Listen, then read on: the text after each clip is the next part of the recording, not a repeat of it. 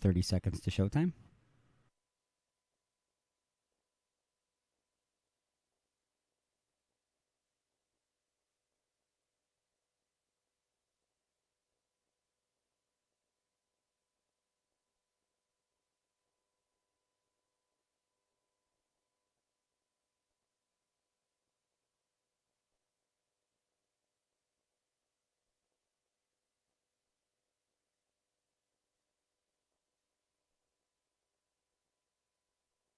The views and opinions expressed in the following show do not necessarily represent those of this station or its sponsors.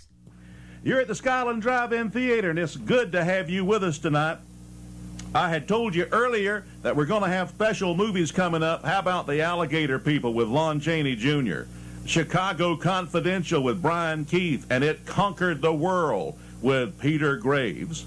I tell you what, all these great movies are coming up here at the Skyland Drive-In Theater, and we hope that you and your family enjoy all the things that we do, especially for you and your family at the Skyland Drive-In Theater. Have you ever noticed that when you come down here to the concession stand, our food is so much better than what you bring from home or you get from any restaurant? I can tell you one thing, when you come into our concession stand, you get the experience and the atmosphere unlike any other place at all, because our food is all part of the fun. Yes, sirree. You got pizza, you got hot dogs, hamburgers, barbecue sandwiches, and are they good? And we have so many good things to eat down here, I just can't mention all of them. But I can tell you this, if you like pizza, we got pizza down here. If you like hot, crispy French fries, we got a ton of them sitting right here ready for you. And we got favorite candy bars. We got hot chocolate, we got coffee, we got ice water. Even if you want you some ice water, we got it down here. So come on down to the concession stand. The lines are short and the restrooms are right around the corner. More music coming up for you here from the Skyland Drive-In Theater. Geek, what the hell happened to everyone? I've never seen an anomaly like this before. Residual frequency signatures detected. Oh, that's not good. What does that mean? It means we're picking up frequencies from other dimensions or times. Well, at least somebody's getting some action. What are you talking about? Well, it's been a long time since I had any frequency in getting some action. iDork, patch it through the main computer. Your wish is my command. Oh, we're picking up something. What the hell is it? It's a broadcast of some sort. Adjusting audio. Boosting signal. Welcome to the Monday Morning Madcast from outer space. Oh, God, is it Monday? Getting your work week started right by stretching out your vagina holes with the attack of the Monday Morning Madcast from outer space. Call into the show live at 313-444-8919. Again, that number is 313-444-8919. Or you can jump in the chat room at alienxradio.com.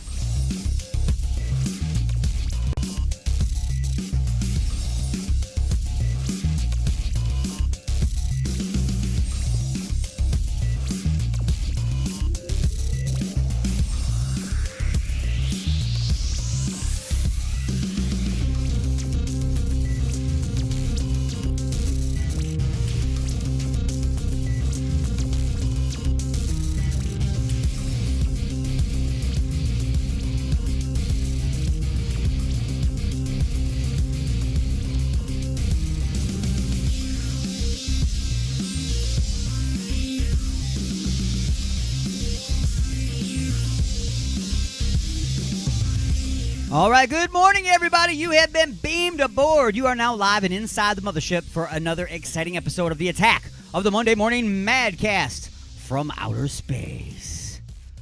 Oh, that's right, folks. We are broadcasting live directly into your vagina holes on Alien X Radio, Raw Talk Online, UG Media, the Lime City Radio Network, Jay Parker Radio, United Talk Radio, Sword Radio, and the Western Reserve Digital Radio Network. And in syndication and replay around the world on stations like 920 WON The Apple, 24.7 The Stream, 97.1 KGSBFM Get Smashed Radio, the IRN Internet Radio Network, WRFN 1025, WRPR Rat Pack Radio, United Sounds Choice Radio, Prodcore Radio, Pure Rock Radio, Good Talk Radio, Mile High Radio, and K89. Wherever it is that you're tuned in and listening, you can always give me a call live on the air at 1313 1-313-444-8919. Again, that's 1-313-444-8919. Or you can use Skype with Alien Stone 1. That's Alien Stone and the number 1. Don't spell it out because you would be wrong. Here we are, folks. It's 9 a.m. Eastern. Well, it's actually 9:04 Eastern.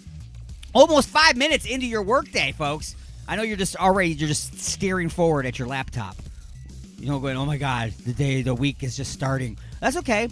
Zone out for the next 3 hours. I got you for 3 hours. Then you go to lunch. Then when you come back, then you can try to catch up on all the work that you didn't do while you were listening to the show. Right? Right. Just like you did last week and the week before that. That's history. Speaking of which, we're going to get things underway like we usually do here on the Attack of the Monday Morning Madcast from Outer Space with a bit of a history lesson. We'll be right back. Broadcasting directly into your brain. Let's take a look at this day in history.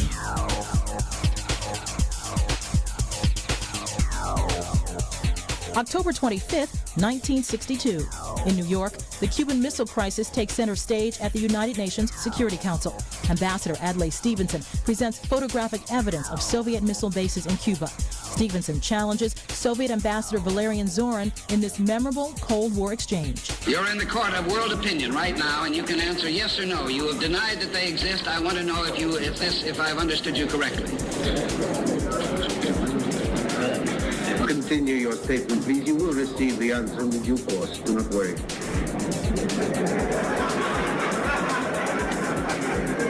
I'm prepared to wait for my answer until hell freezes over, if that's your decision. 1971. China's seat at the United Nations changes hands. The UN General Assembly votes to admit communist mainland China and expel Taiwan. 1983. An American-led force invades Grenada to oust a leftist government allied with Cuba and the Soviet Union. President Ronald Reagan calls the action necessary to protect U.S. citizens on the Caribbean island nation. 1854. The battle that inspires the poem The Charge of the Light Brigade happens during the Crimean War. An English brigade of more than 600 men, facing hopeless odds, charges Russia's army during the Battle of Balaclava and suffers heavy losses. 1400. Geoffrey Chaucer, author of the Canterbury Tales, one of English literature's greatest works, dies in London. And 1999, golfer Payne Stewart and 5 others are killed when their Learjet crashes in South Dakota after flying uncontrolled for 4 hours. Stewart was 42 years old. Today in history, October 25th, Carlotta Bradley, The Associated Press.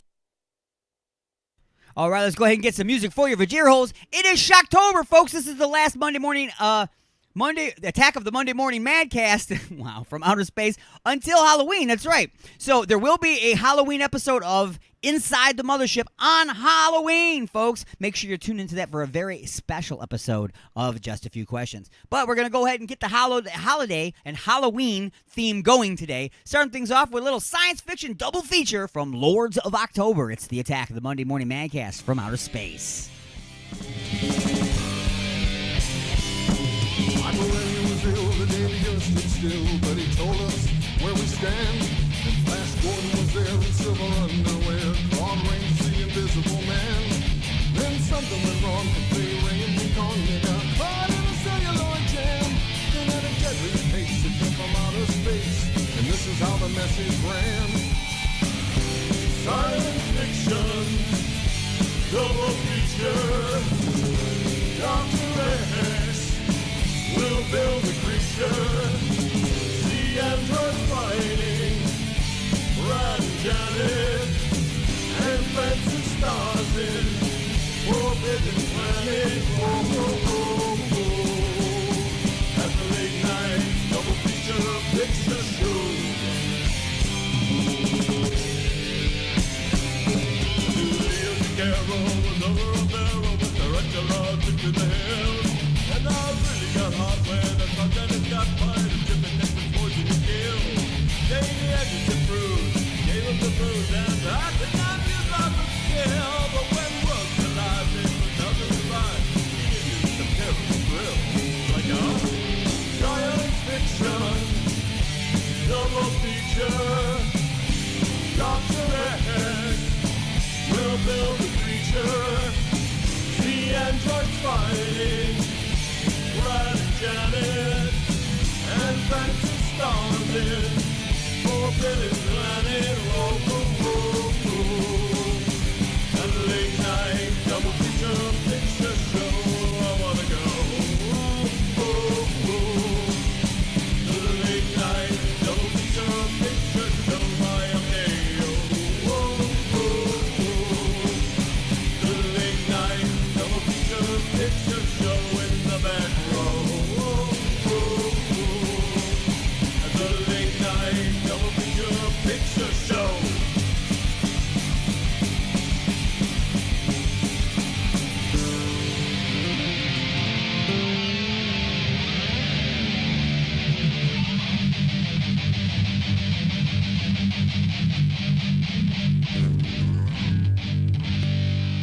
It's astounding. Oh man, this place is weird.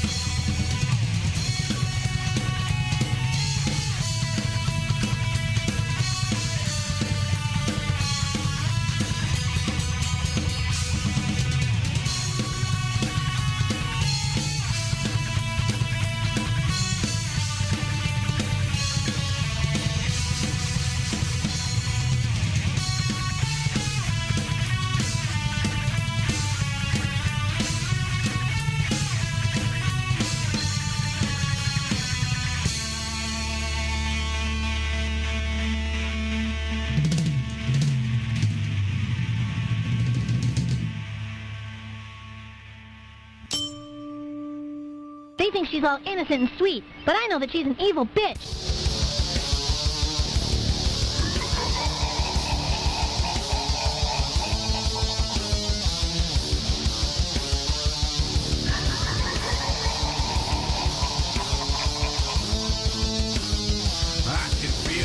I know it's coming and the rage is bad. The fire's lit again and deep inside I feel the demons scratching at me. They laugh and knowing I'm about to let them do what they want to do, kill who they want to kill, breaking the shit left and right, welcome to Slaughterville.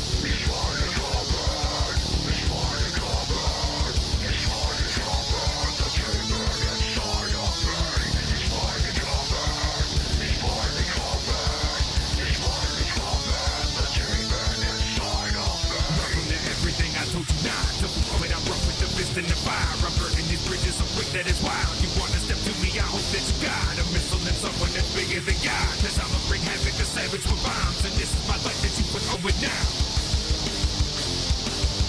I'm becoming the demon inside of me. It's finally rising. The demon inside of me.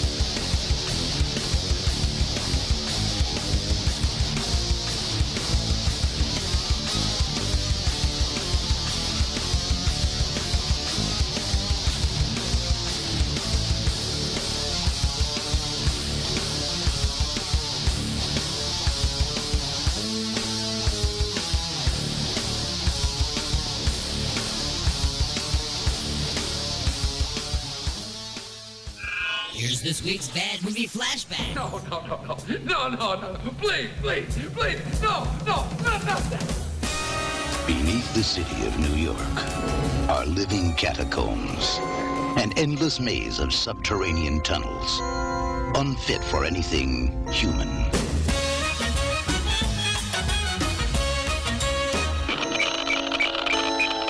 Unauthorized for anything experimental. Hold it!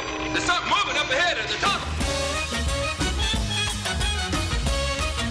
And unlikely to bring anyone down there.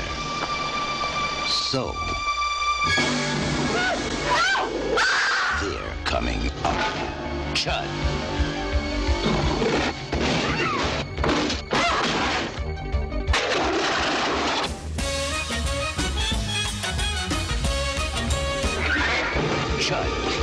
Check your basement and your bathroom. Keep off the street and try to hide. But remember, the dark is their place. The night is their time.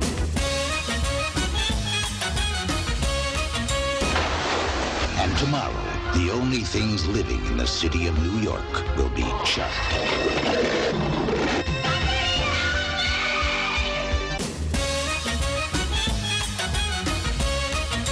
Chud. Cannibalistic, humanoid, underground dwellers.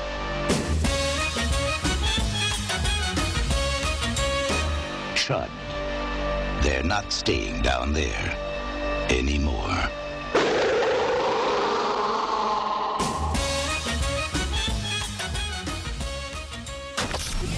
Resistance is futile. Probing is not allowed. Call into the show live at 313-444-8919. That's 313-444-8919. Or hang out in the chat room at alienxradio.com. You have been beamed aboard and you are now inside the mothership with Alien Stone. Am I the meanest? Alien Stone. Am I the prettiest? Alien Stone. Am I the baddest mofo low down around this town? Alien Stone. But who am I? Alien Stone. Who am I? Alien Stone. I can't hear you. Alien Stone. Shogun of Harlem.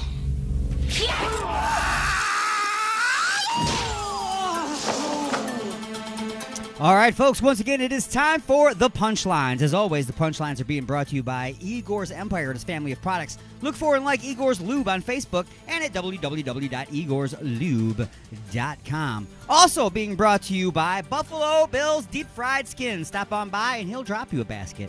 All right, folks, coming up on the punchlines today, fish found with parasite that eats its tongue and then becomes its tongue. China's already recommending a vaccine. I mean, come on, have we got not enough craziness going on in this world? With all these weird diseases and weird ailments and weird politicians and weird stuff going on in this world that we got to have parasites and other creatures that invade your body, eat part of your body, and then become that part of the body? Could you imagine this happening to people? And what part of the body would the creature eat on a human and then become it? Horrifying thought. Horrifying thought, folks. 5-hour bus tour to Hong Kong caters to the sleep deprived. So, if you're having trouble sleeping, I have a little trouble sleeping, don't take drugs. No.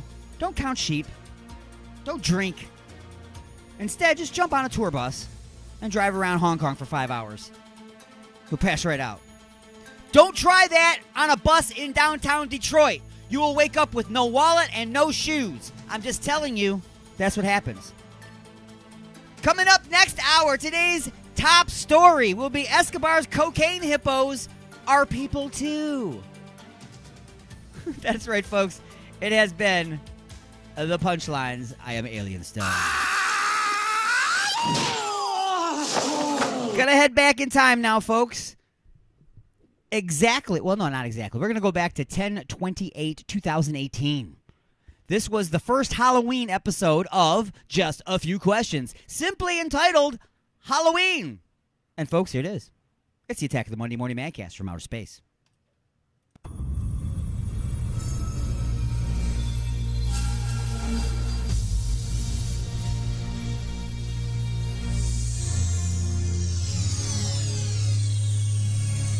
Just a few questions.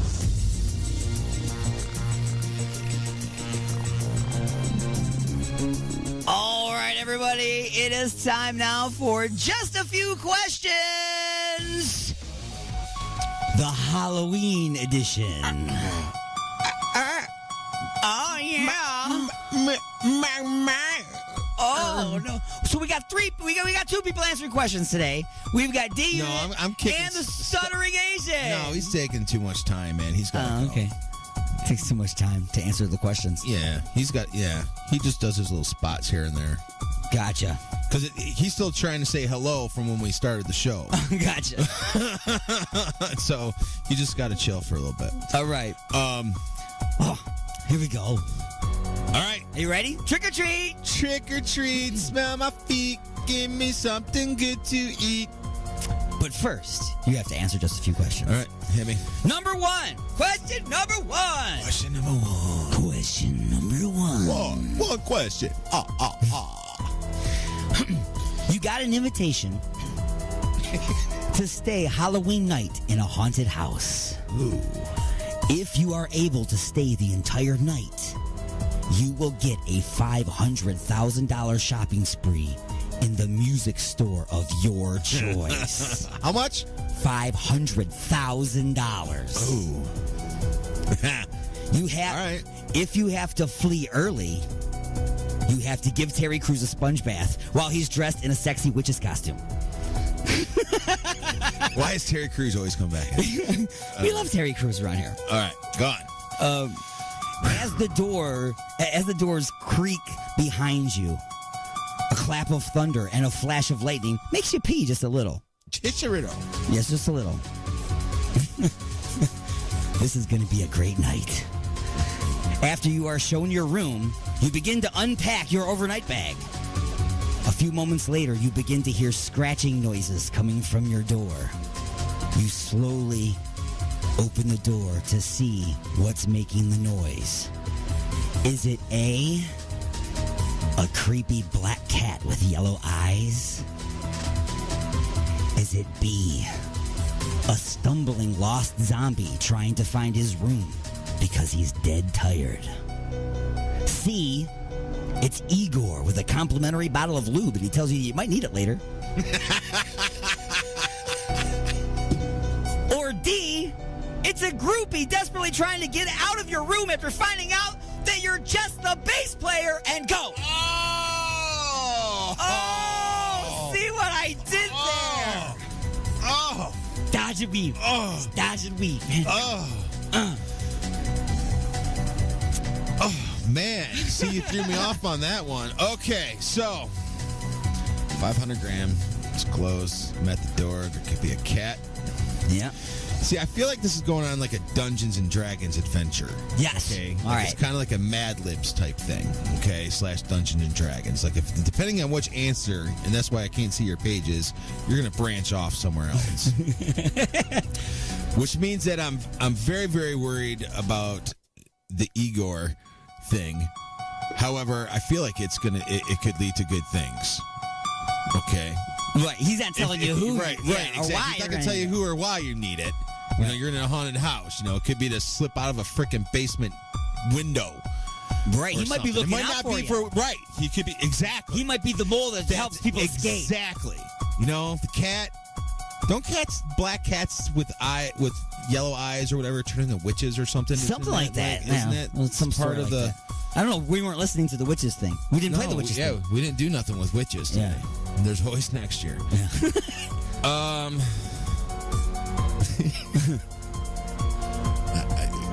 Yeah. I feel like the safe question is this, and I feel like I'm on Who Wants to Be a Millionaire right now.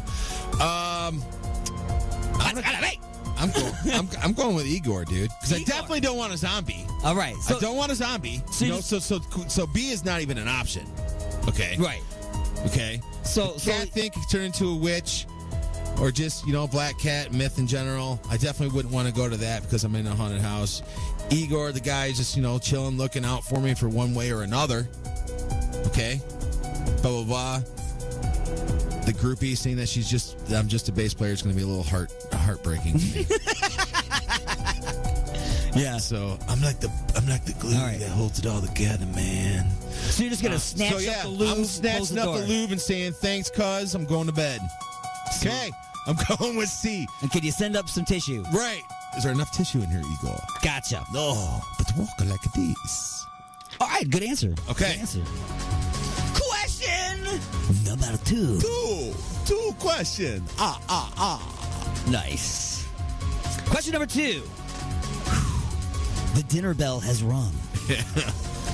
You will be expected downstairs for dinner. You grab your wallet, phone, and keys, because we all need those items with everything we freaking do in life. And head for the dining room. When you enter, you finally see who you will be spending the night with in this old house.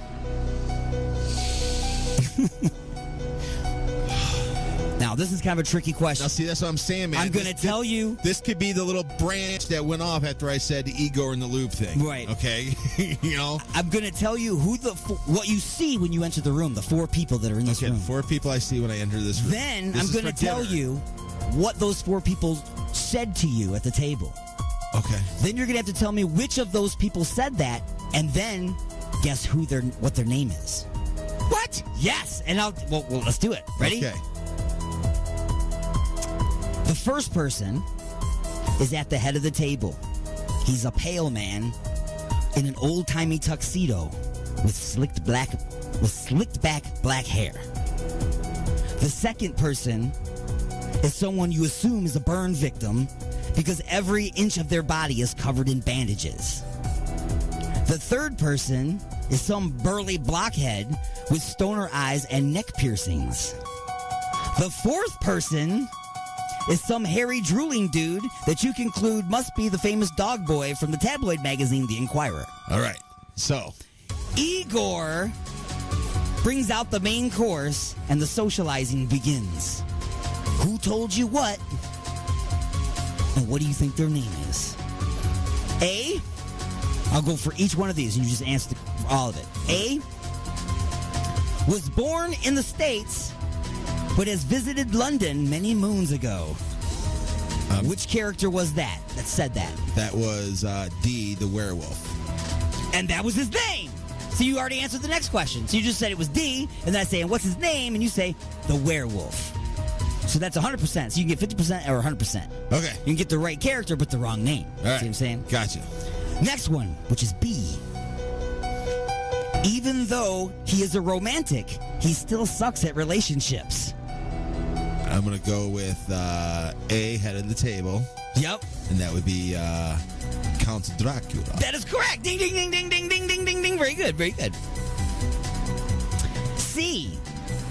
If anyone thinks they're getting my $500,000 shopping spree, they can kiss my ass.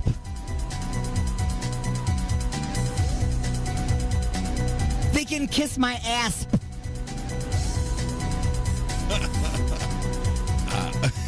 Asp with a P.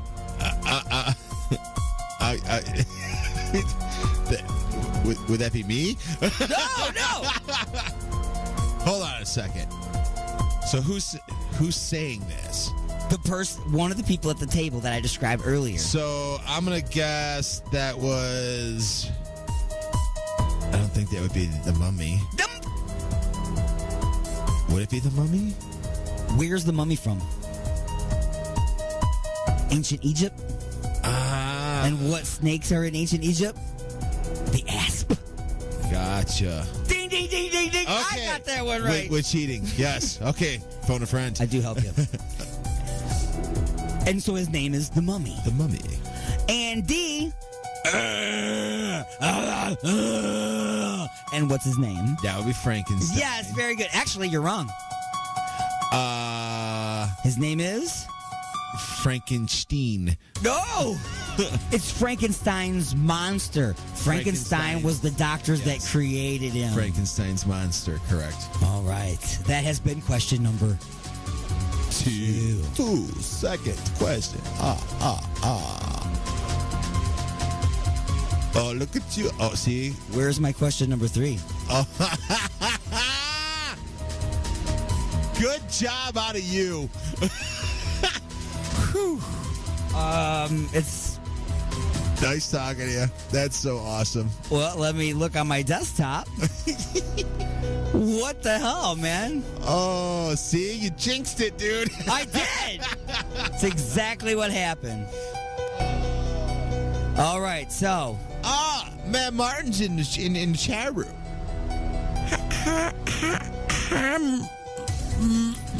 Martin. Question number 3. Three questions. So now, It's off to bed. You settle in and finally drift off to sleep.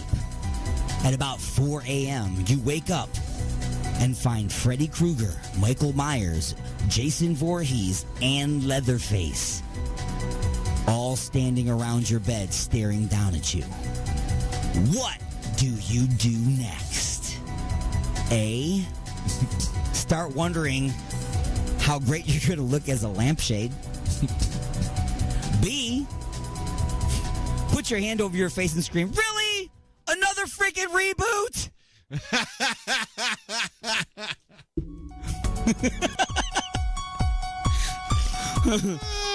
C, decide to give up music, jump out the window because you no longer need a shopping spree. Right. Or D, ask, "What, no Pinhead?"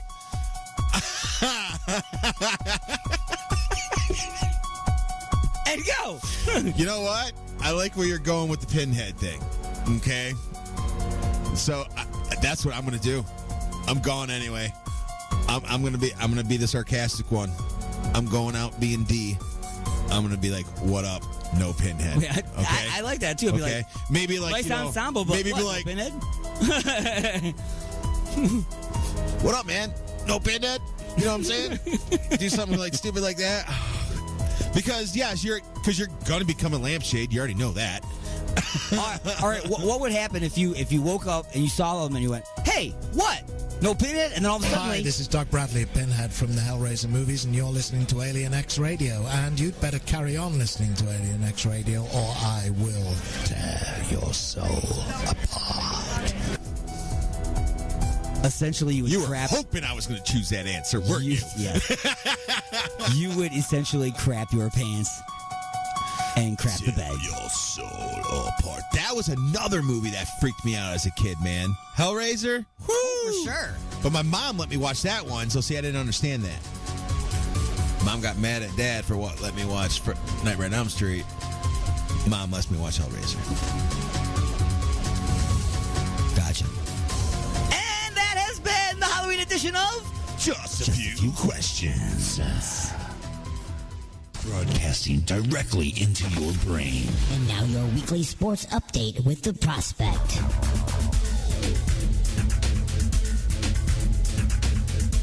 Welcome to the weekly sports update with the Prospect on Alien X Radio. Once upon a time, they were in the middle of the biggest scandal in modern baseball postseason history when they were accused of stealing signs. Now they are repeat visitors to the World Series. The Houston Astros have clinched their spot to the same place the infamous scandal happened 4 years ago. AL champs have been trying to right the hugest of wrongs when they were exposed back in 2017 of banging on trash cans and other objects in the dugout to alert players on the field of upcoming pitch types. And they did so by defeating the Red Sox in 6 games. Down 2-1 in the series, the Astros battled back thanks to the arms of Framber Valdez and Luis Garcia, and the next 3 games were stolen, for lack of a better term, en route to the final series. The Astros are now awaiting the conclusion of the Dodgers and the Braves, which is in Game 6 currently. Elsewhere in the league, Willie Mays is entering the non-fungible token market. Say Hey Kid has announced that he is entering the NFT market by offering many of his memorabilia up in an art piece to benefit the Say Hey Foundation as the Hall of Famer's 90th birthday celebration draws near. Mays admits that he had to learn the ropes of the NFT, but was ready to try it out if it meant helping the kids. The Say Hey Foundation helps establish baseball programs for underprivileged youth in Alabama, so I guess it really does help the kids that he's doing this. The event happens October 24th, which is a nod to Mays' jersey number. 9 overtime. That's how many extra frames it took for what could be the longest upset in NCAA football history, as Illinois took down number 7 Penn State 20-18. To say that the Fighting Illini had a giant mountain to climb was an understatement. First, they had to face a ranked opponent, which out the gate was a formidable task. Then, according to NCAA rules, they had 2 regular overtimes, each selling for field goals. Then the fun started. Per the rules, after the 2 overtimes, they went 7 more times, one team stopping the other on one-and-done goal line plays in the first 4. Then the next 2 were decided by exchanging 2-point scores for the final overtime, where Penn State failed their 2-point play, In Illinois, Sean Clifford found Parker Washington in the back of the end zone to end a 4-hour, 11-minute marathon that put a spotlight on the conference's endurance and the rules that put them in that predicament. Well, tune in next week for more sports. For Alien X Radio, I'm the Prospect. Say until next time, Prospect out.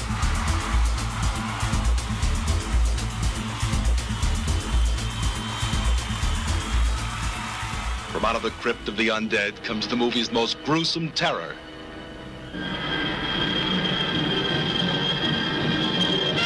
It's Christopher Lee, now more horrifying than his Dracula. Stop whatever you're doing and come to see The Blood Fiend. It will be one of the most bizarre experiences of your life. Never before have movies dared to show the unspeakable, unthinkable horror of The Blood Fiend.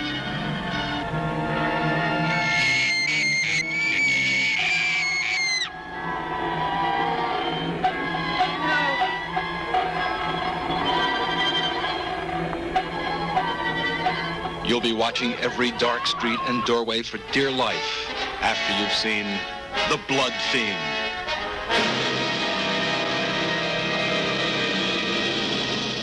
I know it was just a dream. I know I didn't have an anal probe. And I know that I am not under alien control. You're inside the mothership. Son of a bitch.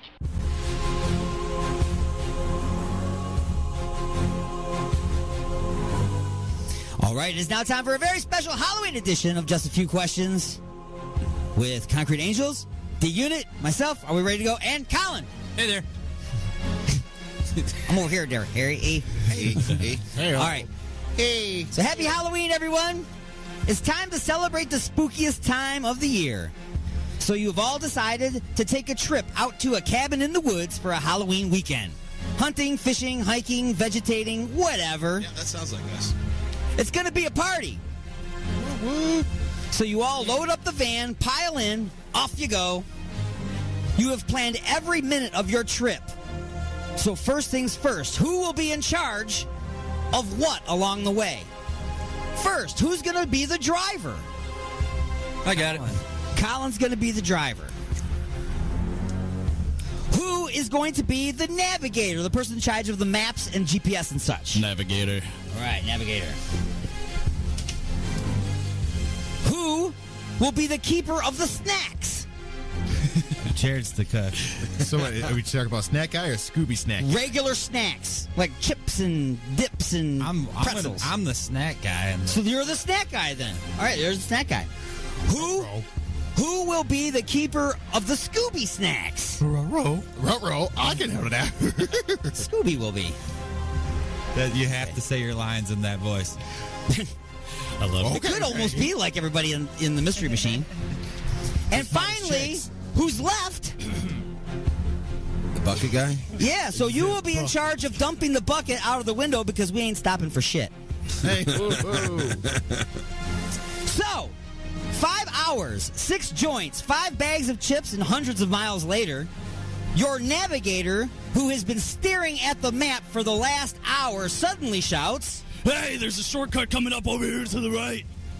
Looks like it could save us about an hour. Should we take it?" I think we should. We are all out of Doritos and cheese puffs and cupcakes and brisket. Briskets? Are you high, man? We didn't even bring any briskets, man. No, you stoner. There's a sign that says barbecue briskets next to exit. That's the shortcut, dudes. Barbecue it is. Everyone but the bucket guy says, Meat. Sure, you guys don't have to deal with the bucket later. Nice. So, an hour down the road, with the van on fumes, you finally see a light up ahead. As the old building comes into view, you can finally make out the name. It says, Billy Bob's Backyard Barbecue Brisket Butcher Shop, Filling Station, and Gifts. As the van motor sputters out and it coasts to a slow stop next to the gas pump that time forgot, you all get out and look at the place. There's an old man sitting in an old rusted lawn chair just by the door. So, now what? A, do you head inside and pay for the gas, get some junk food and barbecue? B, Tell the old man you love what he's done with the place and enter anyway. C. Ask the old man if he knows who Igor is and could he use some lube. Or D. You realize that you have all seen this movie before. It doesn't end well, but you go inside anyway. Igor's C. lube. Definitely. Definitely going with C. Unanimous. All right, so Igor's lube, and you go in anyway. All day. Okay. All day. Yep. The wild. Everything's more fun with Igor's lube. It is everything. More fun. It keeps a sticky situation slick. Bam! Write it down in the book. Good one. Trademark. All We're right. gonna have to. I'm right. We're gonna That's start worth, paying. that's worth a bottle. I'll take that home with you. All right, Emily, we're gonna have a good time tonight. Get out. The wild card answer that nobody chose. You tip the old man to play his banjo while you're all eating your brisket. No, okay. Bonus question. Billy Bob's menu shows unusual cuts of meat. What will you all order? On the menu, you'll find elbows, armpits, knees, and tongues. What are you going to order? I'm gonna order tongue. Tongue. So you want something that's going to taste you before you taste it? Yes. Okay. Elbow. Elbow. Tongue. I'm going tongue. Tongue. Give me that armpit. Armpit, yeah. See, that's what. It's close to breast meat. It may be a little stinkier, but it's still juicy. Tongue is a finer cut. Yes. More tender. Filet mignon. You don't eat it for the smell. Listen. Good God. All right, so Question number 2. question number 2. We're just into question number 2. After eating giant piles of barbecue and developing the meat sweats, you all start to get a bit sleepy. Could it be the food? Or could it be the Scooby snacks? Either way, you all pass out in your plates and wake up in a dark room. No windows, no doors. Only a soft flickering light can be seen through cracks in the walls. You then realize that you're all chained to the floor in the center of the room by your ankles with about 2 feet of chain each. Just as your eyes begin to adjust to the little bit of light that you have, an old TV turns on in the corner. The static fades and your host has been revealed. He's wearing a mask that looks like a scrotum with eyes. Sackface begins to speak. Hello, travelers. By now you can see that you are trapped. Those chains are made of hardened steel, and no, there is no hacksaw hidden in the room. This is not a movie. If you want to survive the night, you will have to play a game. Are you ready? What kind of game? Yeah, what kind of sick game are you playing here? He wants us to kill each other.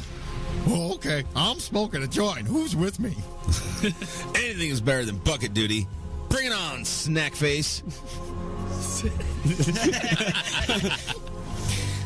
So, you are all friends and claim to know each other fairly well. But that is not as it seems. Today, you will learn who you really are or suffer the consequences. I would like you all to play a game that you know very well. Truth or Dare. Scooby Snack Guy. Oh, my bad. Oh, wow, man. I'm good at this one. What? You knocked us out so we can play Truth or Dare? Yeah, without chicks? Silence! Who will go first? Someone has to go first. I'll go first. Okay, so Bucket Guy goes first. Let me find Bucket Guy on the list here. Bucket Guy, I dare you to drink the contents of the bucket after everyone has filled it with processed briskets, or you may choose truth. What will it be? Truth. Your question is, have you ever needed to take an emergency shit in public, in a bucket, behind a dumpster, or the dining room of the Cheesecake Factory? No, I haven't. You have not. Not in a bucket, no. No, anywhere like that. Anywhere in public.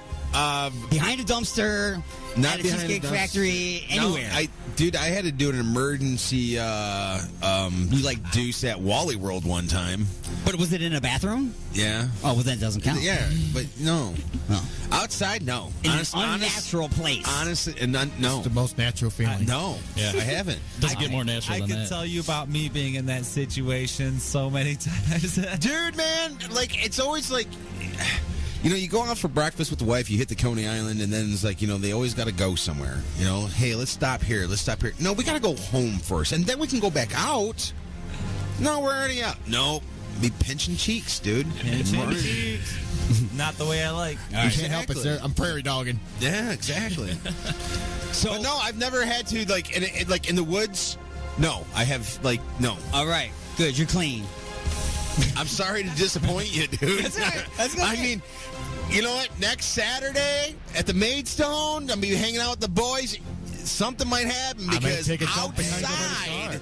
outside would be way better than the inside bathroom. Nailed it. Nice. Everybody deuces I outside. feel cleaner out A couple there. miles away. I'll let you go to my house. 10-4. I love you, dude. Thank you. If there's no door on the stall, I'm not deucing. Oh. The toilet chilling. Oh, you just walk in. What's up, Justin? What? Do my thing. Like, I don't think that's ADA compliant. That's why I would never be good in prison. Good day, sir. All right, so who's my driver? Right here. All right. I dare you to pull one of your own teeth out. Or you may choose truth. What will it be? Let's pull out a tooth. Go ahead. Go ahead. You gotta do it now. On the air. All right, truth. Truth, that's what I figured. Yeah. Your question is... I hope this one's good. Your question is... Ooh. Besides yourself, who do you think is the sexiest person in this room, and how would you tell them? Come on, smooth operator. Woo us. Ta-da! Dun, dun, dun! Here's how I would do it. Answer. I would say, Chris, you're sexy. Handsome Chris over here. I'm blushing. You got a pretty mouth.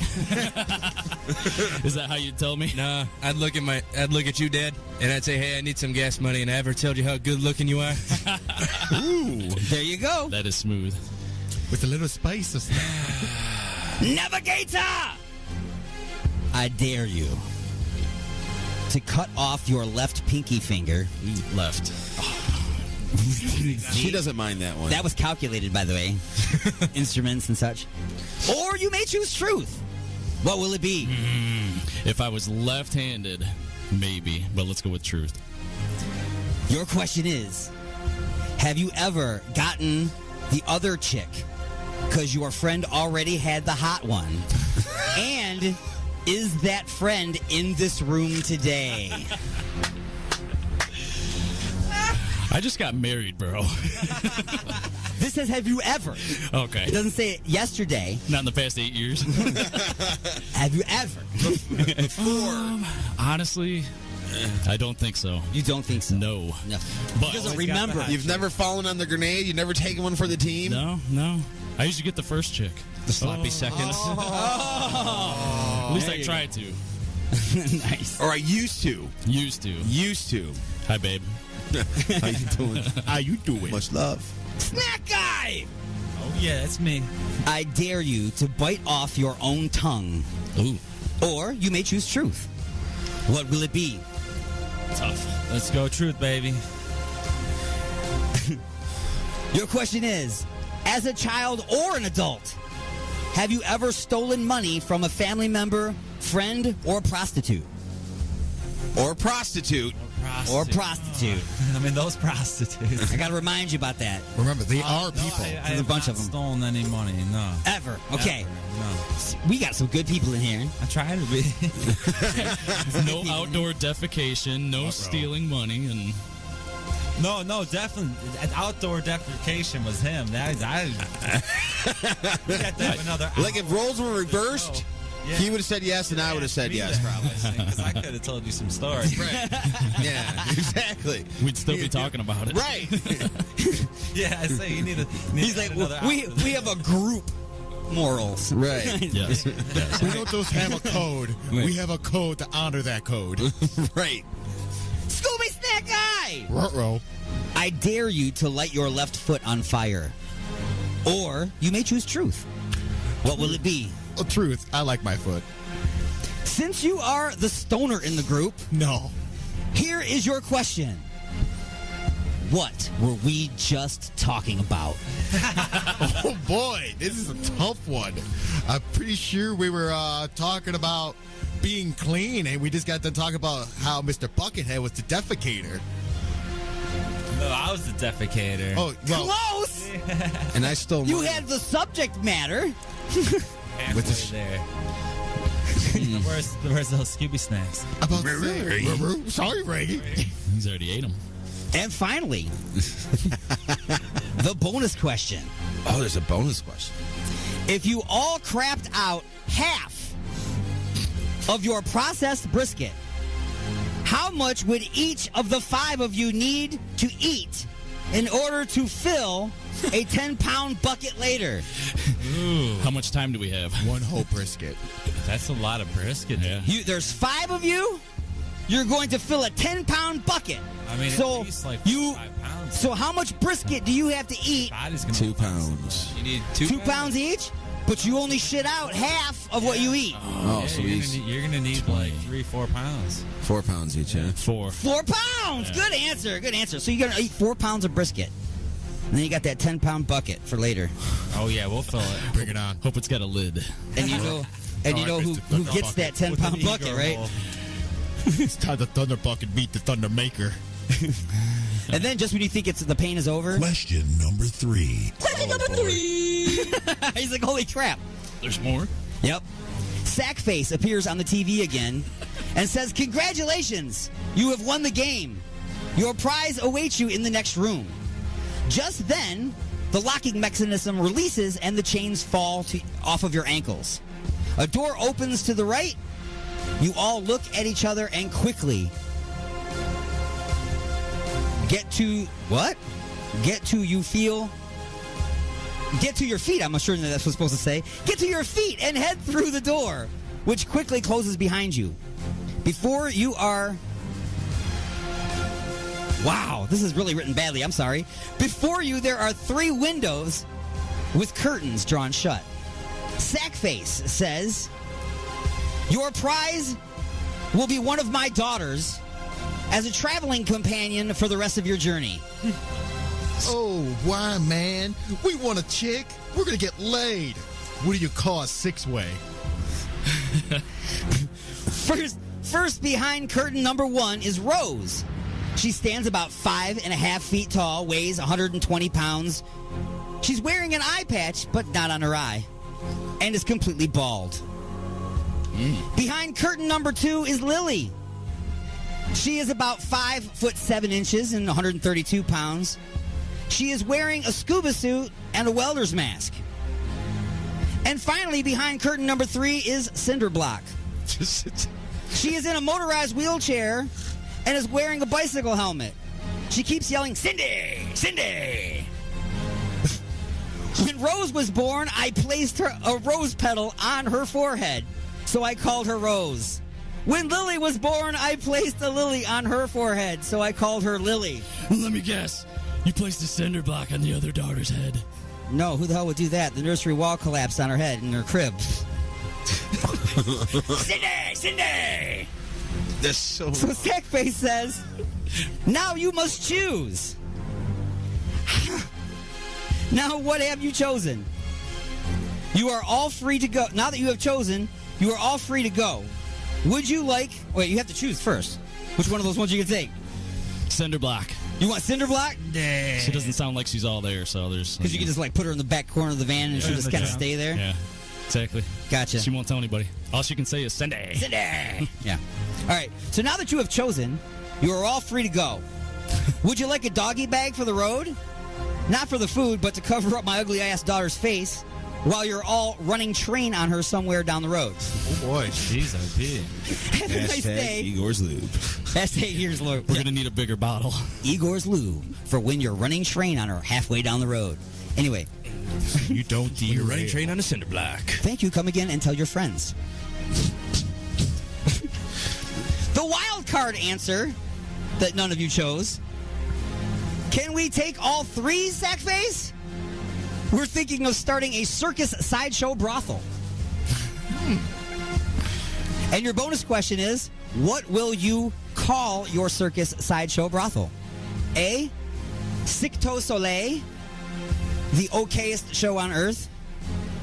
B, Cindy's House of Sin, with handicapped accessible rooms. C, Sackface's Babes, Glory Holes and Bakery. Or D, Concrete Angels, we rock 'em while you cock 'em. I love it. That's perfect. That's going to be my new slogan from now on. We're getting a banner with that on it. Oh, that's just... That's a t-shirt right there, baby. You just have one of our faces. D is out. D is out. He is tapped out.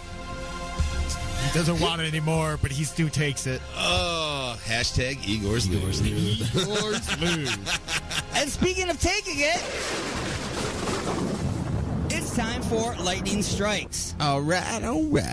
Remember, there is no right or wrong. It's just you have to agree with me. Chainsaw or machete? Chainsaw. Chainsaw. Well, wait a minute. I'm thinking machete. Chainsaw runs out of gas. Everybody's looking for gas when there's a catastrophe. I'm going machete. See, now he used logic. He wasn't going to get this. But now, he gets the Lightning Strikes. Yes. And the rest of you get... Chains or rope? Chains. Rope. Chains. Rope. Harder to break. Well, say chains are heavier, though. Yeah. They're louder. You can't sneak up. Chains? Rope. Because you can tie someone up in the rope, but the chains, you gotta get a lock, and you gotta get a bunch of other things. Get the combination, lose the key. I wasn't thinking about having to hog tie someone. Yeah. What if she's really big? Well, follow the questions here, and you'll see what she's really big, yeah. Lots of rope. Chains. Duct tape or plastic wrap? Duct tape. Duct tape. I'm going to go with duct tape. Duct tape. Say plastic wrap. Duct tape? And plastic wrap. They're both just as strong, but you can work with duct tape. Plastic wrap's just, God damn, this stuff is all clings to itself. Yeah. And then you cut yourself on that little the thing. little razor blade. Yeah. That's way sharper than it should be. Right, that like Jason should use in a movie to kill somebody with. It's way sharper than it should be. Yeah, but you can't make the invisible wall and trick your pet. The next 2 songs are brought to you by Alice Cooper's Millie and Billy. Pickaxe or scissors? Pickaxe. Pickaxe. Pickaxe. I'm going to go with scissors. Scissoring. Okay, I was going to go scissors, but just because it's scissoring now, everybody gets lightning strikes. Nice save. Shovel or gun? Gun. Shovel. Shovel. You don't run out of ammo. Don't run out of ammo, but at the same time, Shoot you and take what that if they got a gun? I only need Shovel's no good. one round. That's all it takes. That's because you got caught then. And then I take your shovel, and I got both. That's what I'm saying. Yeah. Use my gun, shoot you. Take Use your your shovel. to bury you. Tarp or garbage bag? Ooh. Tarp. Tarp, probably. Yeah, I'm going with Definitely tarp. Good answer. You can work with the tarp and roll it up. The garbage bags, they're limited. Then you got to cut them and you got to open them up and everything. And their armor's hanging out. Yeah. And they always say the hefty is hefty, but no, it tears just as easy. They're just as wimpy. You know, if she's got like fingernails, they'll go right through. The tarp is always the way to go. Bathtub or kiddie pool? Kiddie pool. Disposable. Got it. Disposable. Same. They can't check the kiddie pool in your house with luminescent stuff, whatever it's called, whatever it is. Yeah. But if it's in your tub, you're screwed. You got to move. You can burn a kiddie pool easier than you can burn a bathtub. That's right. Desert or the river? River. Desert. Desert. You need water to survive, and it's transportation. Nobody goes out in the desert. River. Dude. You bury them in the desert. River, you can use that tarp. There's so many things in that water, though. The desert's really straightforward. Just don't die from heat. Dude, have you ever seen Casino? This is for disposing of a body, I'm assuming. Yes. Oh, well. Chainsaw, machete, chains, rope, duct tape, plastic wrap, axe, scissors, shovel, gun, tarp, garbage bag, bathtub, kiddie pool. I changed my answer then. Desert. Desert. Desert. All right, we'll go with desert. Because you know why? Because nobody does they don't drag the desert like in Right. Rivers, man. That's bodies always come up in water, man. Yep. It'll wash up on a tree. somewhere. All you need is some chicken wire and a brick. Well, I think we're here some experience on this. And it's so weird. That's my next one. Chicken wire or a brick? No, I'm just kidding. That's good. That's good. Trick question, you need both. Yeah. Scrotum or nutsack? Scrotum. Nutsack. Scrotum. Yeah. They're both right. They're both right. But nutsack is more funny. It is. Unless you're saying scrote. Scrote, yeah. Scrote. Hey, hang on, let me get my scrote out of your way. He must be French. Or sack face. I like that one too. Sex face. And finally, hookers or prostitutes? Prostitutes. Wow, in sync. Hookers. Prostitutes A little more trashy. is Much more professional than hookers. right. You know, like what's the difference between a hooker and a have to look up an prostitute? ad. About $500. That's the difference. What's the difference between a dancer and a stripper? Entertainer. Taxes. Taxes. That's good. And y'all, that has now been just a few questions. Craziness. Halloween edition. It's the night of the senior prom. The Bates High School gym is alive with excitement, and everybody is there, even Carrie White, the girl everyone makes fun of. The girl who lives in that creepy house with her crazy mother. The girl with the strange power. But tonight, no one will laugh at Carrie. She's with the best-looking boy in the senior class. She'll be voted queen of the prom. For Carrie, it will be a dream come true. For everyone else, it will be a nightmare.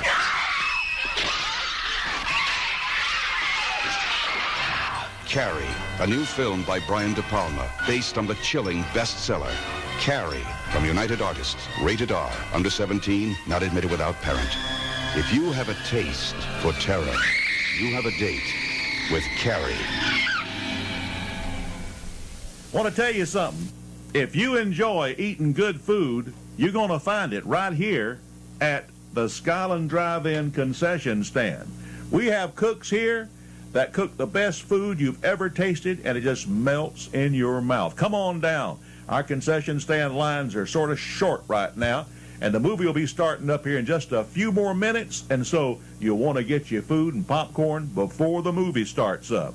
Want to remind all you moms and dads that the playground is located right there in front of the big screen. Swings, we got the little loop-de-loop machine, we got the slides up there, we got all kind of things, and we got a lady that stays up there and watches the children for you. So you ain't got to worry about anything. You and Daddy can go back to the car and enjoy yourself. We have more music coming up, but I do want to remind you that if you enjoy listening to the music we play here at the Skyland Drive-In Theater, we play it each and every morning on WQOK Radio here in Greenville at 1440 on the dial. And all you have to do is tune us in. We're on from 5 to 7 o'clock every single morning on WQOK. All right? Let's have some more of that good music right now. The views and opinions expressed in the following show do not necessarily represent those of this station or its sponsors. Report. We're in standard orbit, Captain. Good work, Mr. Tukok. What the hell are we doing in the 21st century? There's something we need to do. If I told you once, I told you 1,000 times. Don't mess around with the space-time continuum. Captain, I've located the signal. Put it on speaker. You're tuned in to the Monday Morning Madcast from outer space. Will that'll wake you up in the morning? Broadcasting from beyond planet chaos, directly into your Vajir holes, it's the attack of the Monday Morning Madcast from outer space. You got something to say? Don't be a bitch. Call into the show at 313-444-8919. Or you can jump in the chat room at alienxradio.com.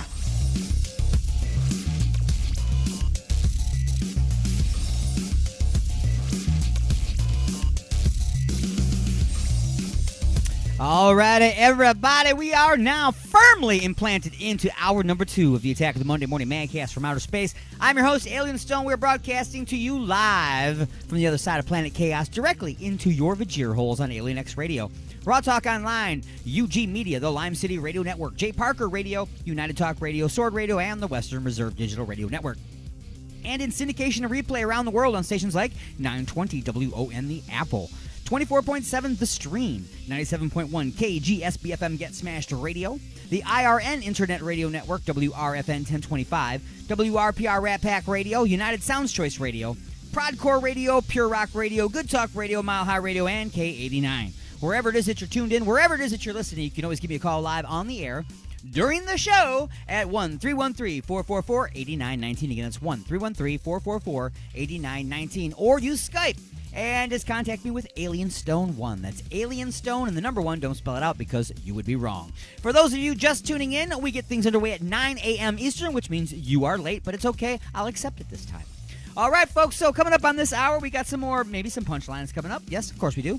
And more music for your Vajir holes, more skits, another classic Halloween episode of Just a Few Questions. And don't forget, next hour we'll have the brand spanking new episode of Just a Few Questions coming up.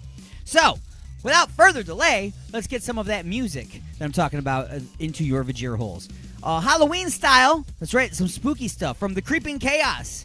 Lady High Jacket being brought to you by Buffalo Bill's Deep Fried Skin. Stop on by and he'll drop you a basket. Tick-tock goes the clock in the evening, my hand closed off. Following the articles to the easy work where the soil is still soft.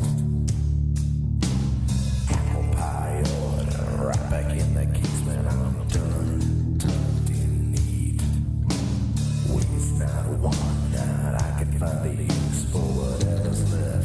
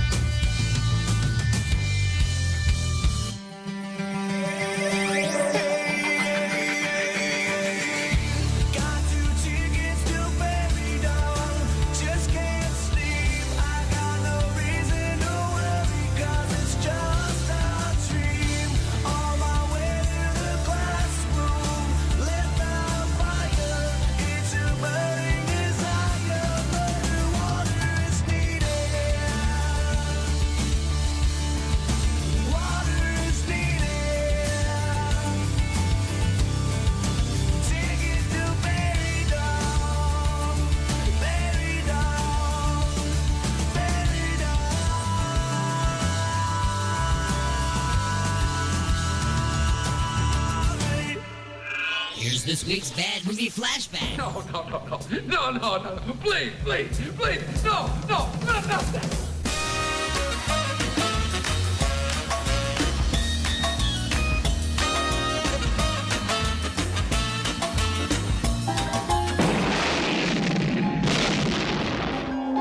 Jolting tales of horror. Creep Show. From the author of Carrie, The Shining, and Cujo. And the creator of Night of the Living Dead and Dawn of the Dead. You'll scream at ghastly ghouls. Cringe at weird kids. And shiver at the doings of evil doctors. This is going to be extremely painful, Mr. Verrill. Creep Show will grab you, grow on you, and give you the creeps.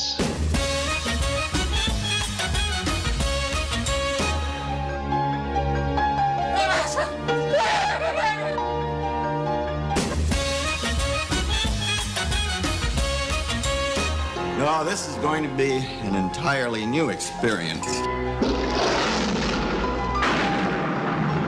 Creep Show, the most fun you'll ever have being scared.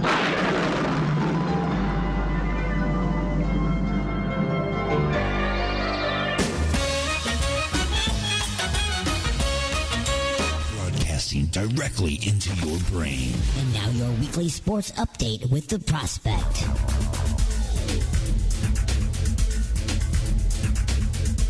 Welcome to the weekly sports update with the Prospect on Alien X Radio.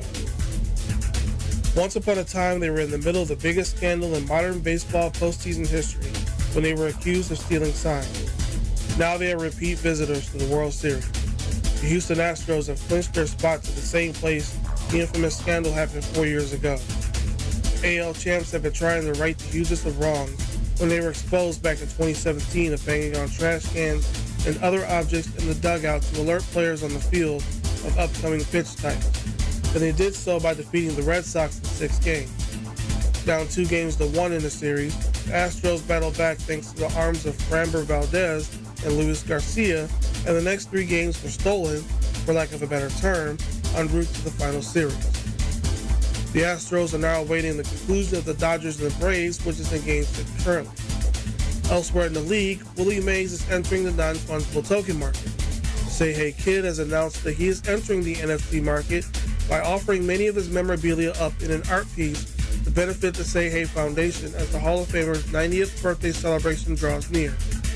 Mays admits that he had to learn the ropes of the NFT, but was ready to try it out if it meant helping the kids. The Say Hey Foundation helps establish baseball programs for underprivileged youth in Alabama, so I guess it really does help the kids that he's doing this. The event happens October 24th, which is a nod to Mays' jersey number. 9 overtime.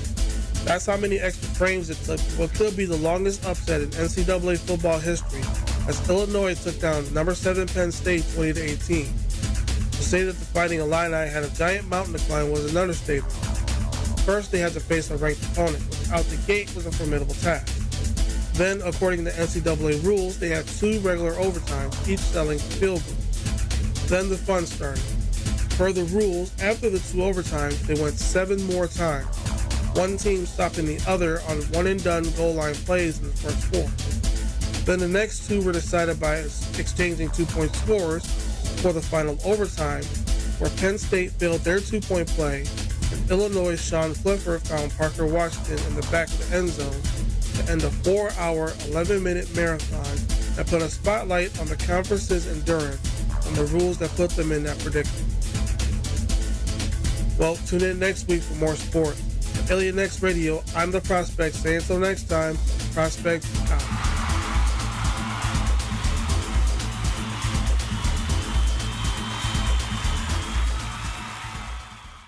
Imagine, if you will, that the most frightening things on Earth are about to come out of the darkness. They will look surprisingly like your neighbors, your friends, your family. This situation must be controlled before it's too late. They are multiplying too rapidly. Now accept the fact that there's no escaping the awful consequences. We've got to survive. Somebody's got to survive. When there is no more room in hell, the dead will walk the earth.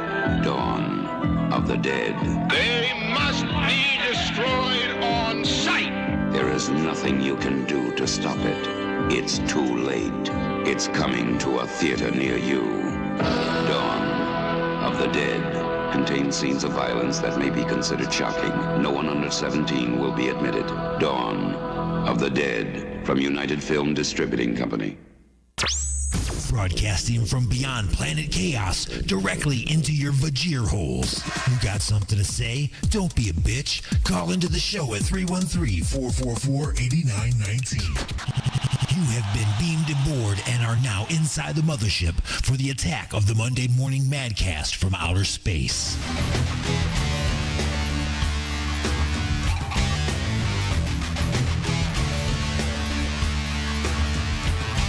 And welcome back to The Attack. It's The Attack of the Monday Morning Madcast from outer space. I am your host, Alien Stone, all up in your face from outer space. Let me see if I can. I have a weird thing going on here with my microphone. I'm sorry, it distracts me. There we go. Well, seems well. You probably didn't even notice. It's probably just my headphones.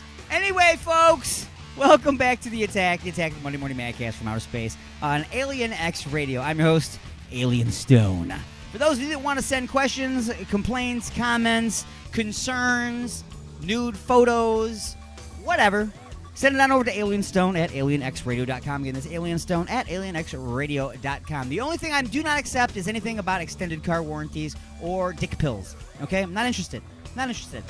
Also, folks, if you're in a band and you want to hear your music featured on the Attack of the Monday Morning Madcast from outer space or Inside the Mothership or just in general on Alien X Radio, then by all means, attach an MP3 or a credible downlink to an email and send it on over to newmusic at alienxradio.com. That's newmusic at alienxradio.com. What is the genre? The genre is it can't suck, okay? Music that doesn't suck. All right? If it sucks, I'm deleting it. That's all. That's all. So you be the judge, and then I'll be the judge. So, folks, anyway, we're going back in time just a little bit with another classic Halloween episode of Just a Few Questions. Rebooting Halloween from 10/25/20. That's right, this is from just last year. Oh, remember last year? No, who wants to? We've already blocked it out, right? Doesn't the human brain have the ability to erase bad stuff like that? Or at least bury it deep until it kills you? Right. Anyway, rebooting Halloween right now on the Attack of the Monday Morning Madcast from outer space.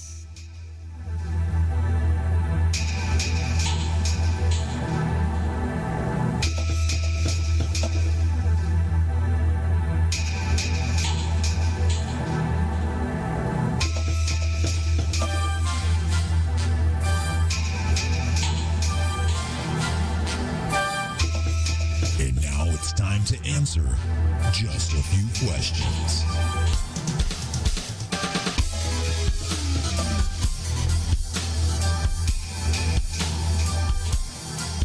All right, folks, it is that time once again in the broadcast where I ask just a few questions, and it's going to be very spooky because it's time for the Halloween edition of Just a Few Questions.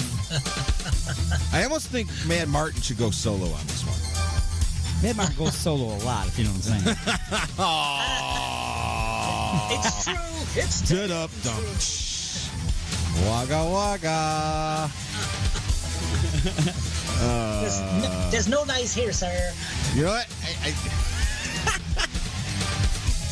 I'm going to use that as my call sign. Wagga wagga is going to be like, Wagga wagga. Wagga wagga. This is Wagga wagga to the O-Face. Come in, O-Face. This is Wagga wagga. Are you there? Are you there? All right. No, sorry. This is Giggity Giggity. Anyway, go ahead and start it. Just a few questions. The Halloween edition. Are you folks ready to answer these questions? Never, ever ready. You're like a But dog in a willing car, to, yes. unprepared for a turn. You cannot be prepared to answer just a few questions. And here we go. Question number 1. Question number one is this. Just when you thought 2020 couldn't get any scarier, we are coasting into the end of Shocktober, and that means it's time for Halloween. After being told by local governments that Halloween has officially been canceled, you have decided to ignore that order and do Halloween up big and right this year.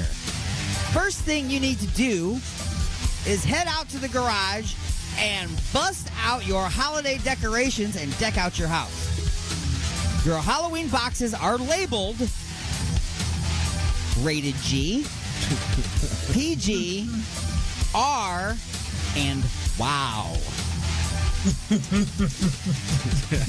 You think of the little children, and this being what could be their first Halloween, so you start with the box labeled rated G. Out of these items, what one do you think is in the wrong box? What's in the box? Remember, the box is labeled rated G. Rated G. Of these items, which one do you think is in the wrong box? A teddy bear dressed as a ghost.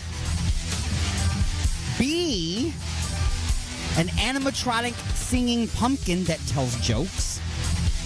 Or C, a strap-on dildo that looks like a human femur bone.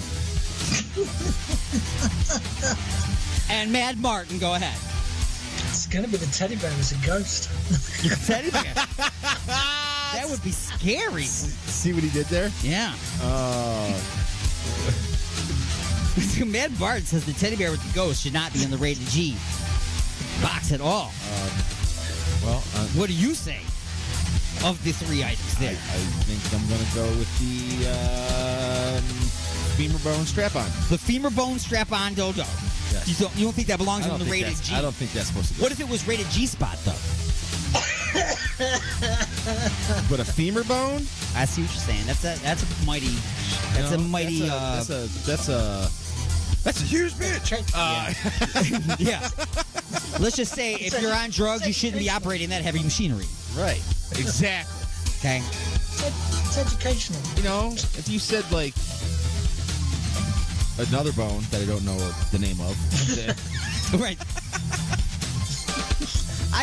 Nice choice of a nice, very popular bone in the body. A very popular bone in the body. Can't think of it right now, but it's popular. What's the name of a bone that's really popular? Femur. Write it down.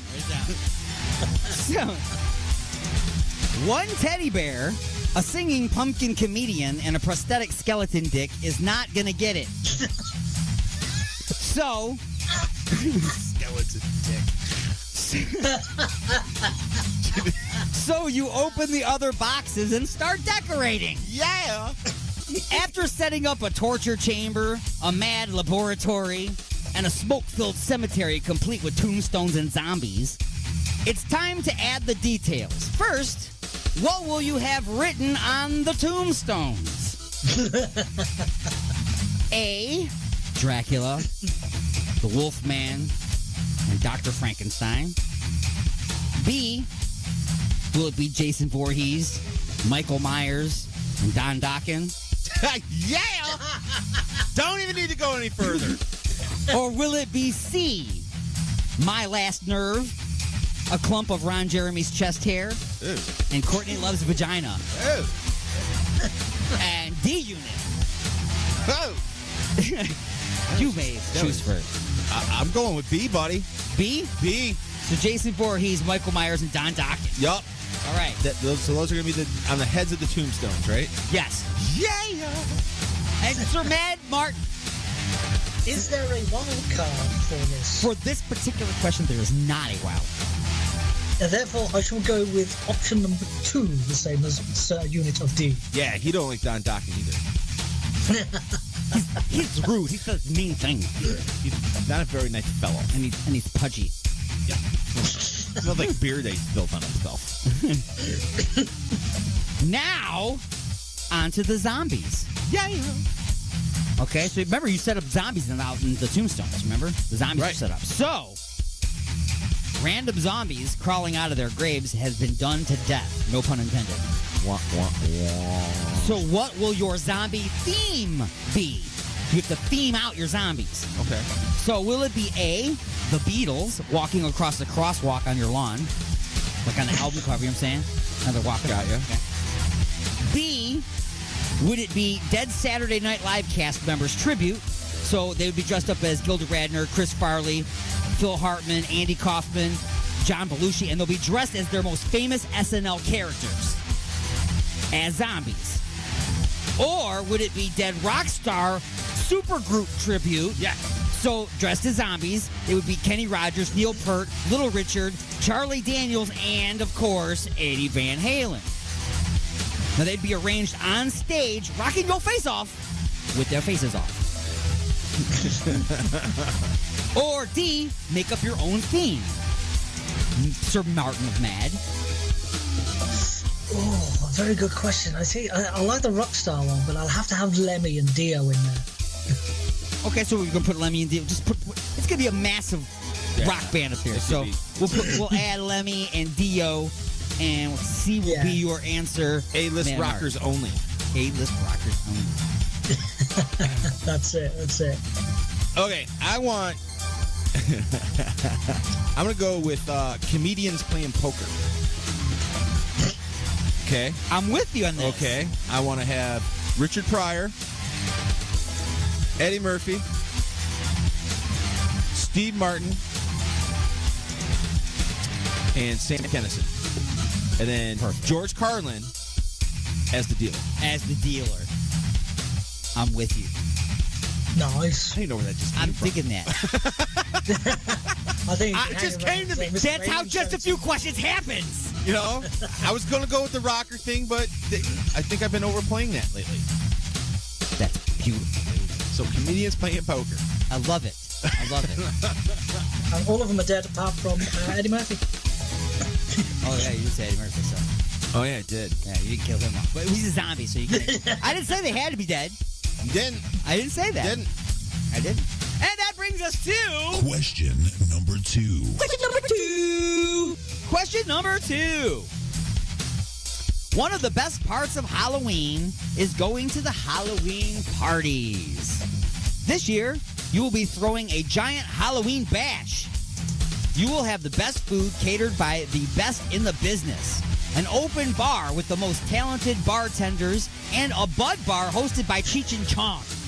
Not impersonators or your buddies in cheap costumes, but the real freaking Cheech and Chong dressed up as the Corsican brothers. This is going to be epic. Now it's time to plan some of the party games that you will be having your guests play. And how will you give them a unique twist? What games will you choose? And feel free to add your own twists. After all, it's your party. So, the first one would be bobbing for apples. Partygoers attempt to retrieve apples from a tub of water with their mouth. The twist is you use raisins instead of apples, warm Igor's squid-flavored sea beast lube instead of water, but still using their mouths. Or B, wrap the mummy. Partygoers race to wrap their teammates like a mummy with toilet paper. The twist, you use duct tape instead of toilet paper, an enemy instead of a teammate, and after shots, have the partygoers paste together a ransom note letter that they cut out of magazine clippings. C. I like B. I like B. I like B. I mean, if you want to read off C, go ahead. B sounds like a hell of a lot of fun, though. Doesn't it? Got a lot of candidates for B. Right. That one's going to get an honorary win just in case. Yeah. Okay. There we go. All right. It wins the popular vote. All right. So, candy corn relay race. Oh, gee. Partygoers toss candy corn from one bucket to another to see who can get the most in the bucket on the other side. The twist is, instead of playing this game, everybody does the world a favor and just dumps all their candy corn directly into the trash can and does a shot. Number 4. Pumpkin carving contest.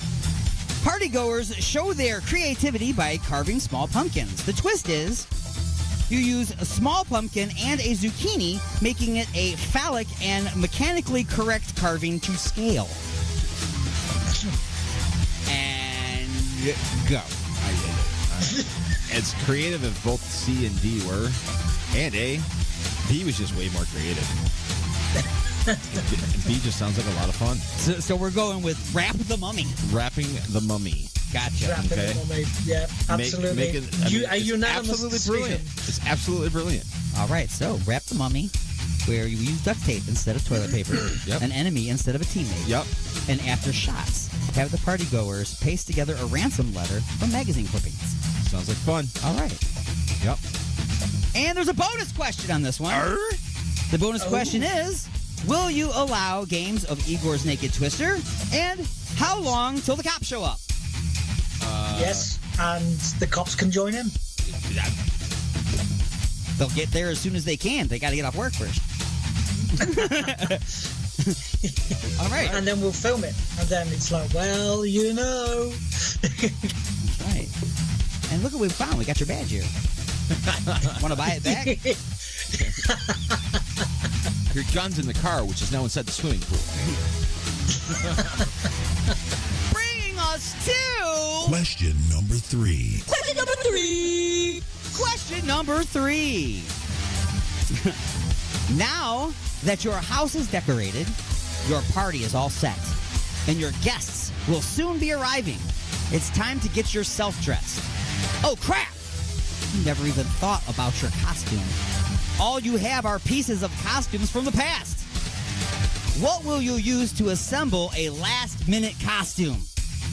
A Freddy Krueger mask, a ball gown, and an airsoft M16 machine gun. You'll call this costume Freddy Goes to Hollywood. B, Daniel LaRusso's headband, a powder blue tutu, and a red ball gag. You'll call this costume If Do Right, No Can Defend.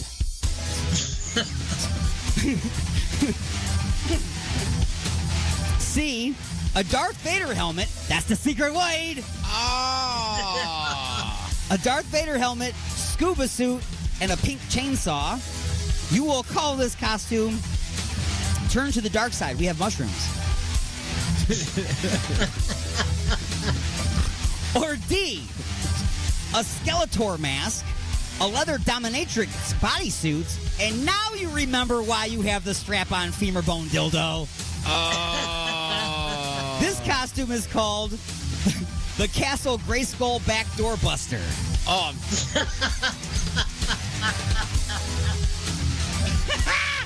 Mad Bart, you get to go first this time around. Ding! I'm calling the last bit. So you're going to go with the Skeletor mask, the leather dominatrix bodysuit, and the strap-on femur bone dildo, the Castle Grayskull Backdoor Buster. Mad Bart. Yes. The unit. I was honestly not thinking that he was going to go with that one, and that's which one I was going to go with. So we're just shooting 1,000 today, Mad Gramps. Hey, right? Great minds speak alike. I know. What can I say? You know what I'm saying? That's twisted minds as well. What was the first one again? The first one was a Freddy Krueger mask, a ball gown, and an airsoft M16 machine gun. Freddy Goes to Hollywood. That'll be on the Devil's Night one. I'll wear that on Devil's Night. Then we got Devil's Night. We got a Devil's Night costume. We got a Halloween costume. Yeah. Well, we're getting dressed up for Thanksgiving. Technically, Devil's Night. Not a turkey. Huh? When you're out there doing stuff on Devil's Night at midnight, it's Halloween, right? That's night day. There's a time when it flip-flops over. Keeping going on the same question, remember, in addition to your awesome party, kids will be coming to your door soon dressed as little monsters. I know, not much of a costume for most of them. Am I right? Oh, they're going to be scared. They're going to be real scared. But the line of witches, superheroes, cartoon characters, and representations of their parents' political and social beliefs will soon march up your front steps.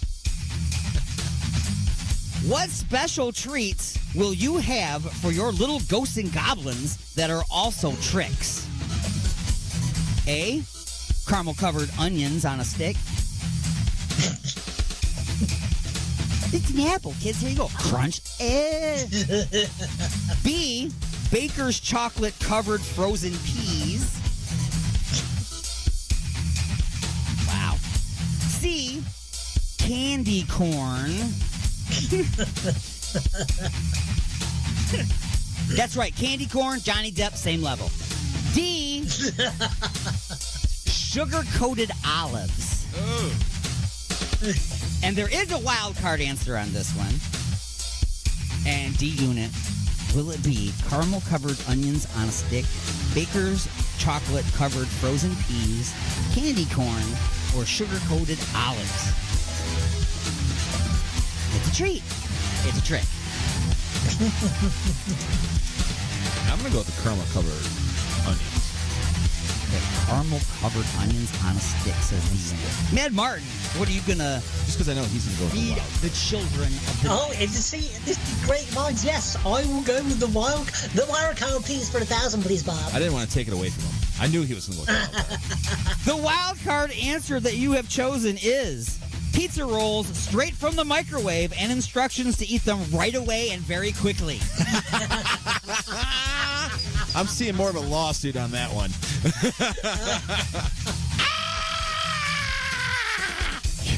Why is your kid leaving that house screaming?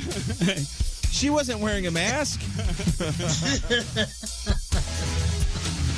Your bonus question is, I can't stand it when older teenagers come up to my door wearing a hoodie and holding out a plastic bag talking about trick or treat. What would you secretly toss into the bags of these lazy punks? A, a Tide Pod.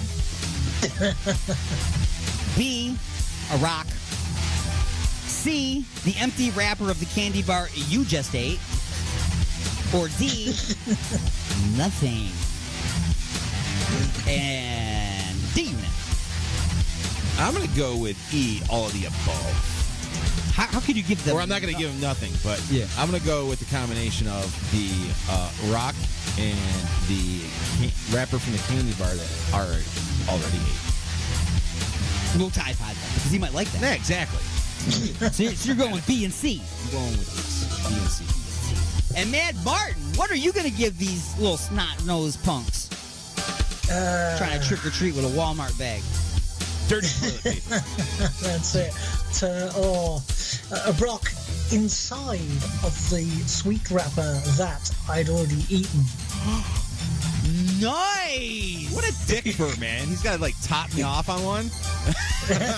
So just carefully open up the Milky Way, slide that out, eat that, and then put a rock back in there and reseal it and give it to him, and wait for him to crunch down on it. That'd be fantastic. I'm with you on that. Good job out of you, finally. Yeah.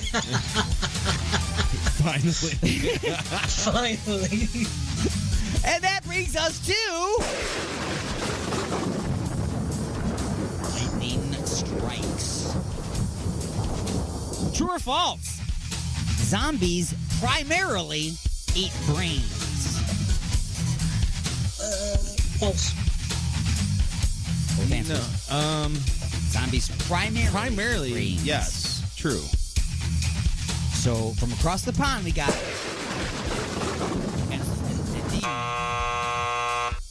zombies eat brains in only a couple of strains of zombie movies, like Return of the Living Dead. Most zombies will eat your fingers, your hand, your face, your ball sack, your skin bridge. They'll eat whatever. They just want to eat you. So, yeah, that brains. Yeah, that's only a few. So, you can kill a vampire by cutting off its head, exposing it to sunlight, or stabbing it in the where with the what? A vampire. It's in the heart with a wooden stake. And Mad Martin? Primarily in the movies, it's a wooden stake to the heart, but all of them could work if they existed. Both of you are correct. You got to get all technical and be like, well, you can answer anything you want because it's all fake. It's all fake anyway. No, the Fake holy news. water thing. was Holy fake. water. Holy water. Remember in the Lost Boys? You know, I didn't really do the law. Oh no, garlic. Garlic was what didn't work. Yeah, I don't Holy see why water. that would work, man. Because then they couldn't have pizza or nothing. They would be like, I know that would suck. That's gonna be a very depressing vampire. But I have never seen an Italian vampire. Oh, I can't even. It's hard. I couldn't even try to do like an Italian vampire accent. I'd be like, can you picture Joe Pesci? hey, what am I gonna like suck your blood? Yeah, we can do the New York. That's a New York vampire, so we can do that. So let's. El Pacino. What was that? Oh, that was still. I'm still on the second one on here. Okay. Yeah. What is a male witch called? Ooh. A warlock. I'm gonna go with the Warlock 4000. You are both correct. It's a warlock. A male witch is called a warlock. Now, why can't witches get pregnant? Why can't witches get pregnant?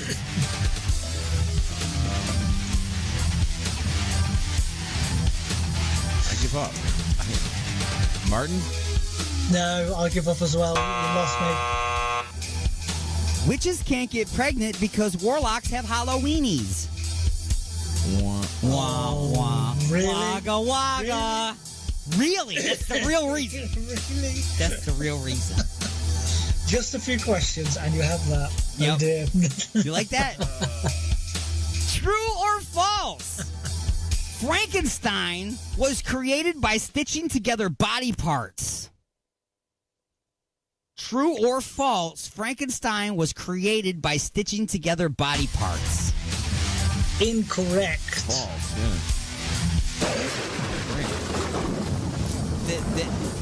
Your answer is correct, but then your explanation of your answer is incorrect. Frankenstein was the doctor.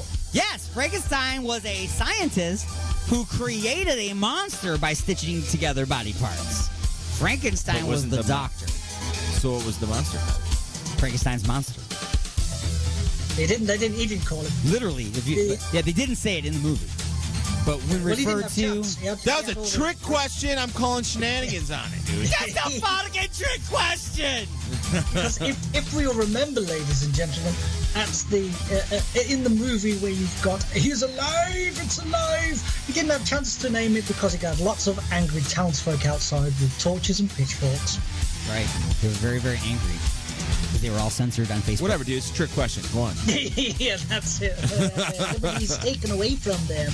Trick question. So,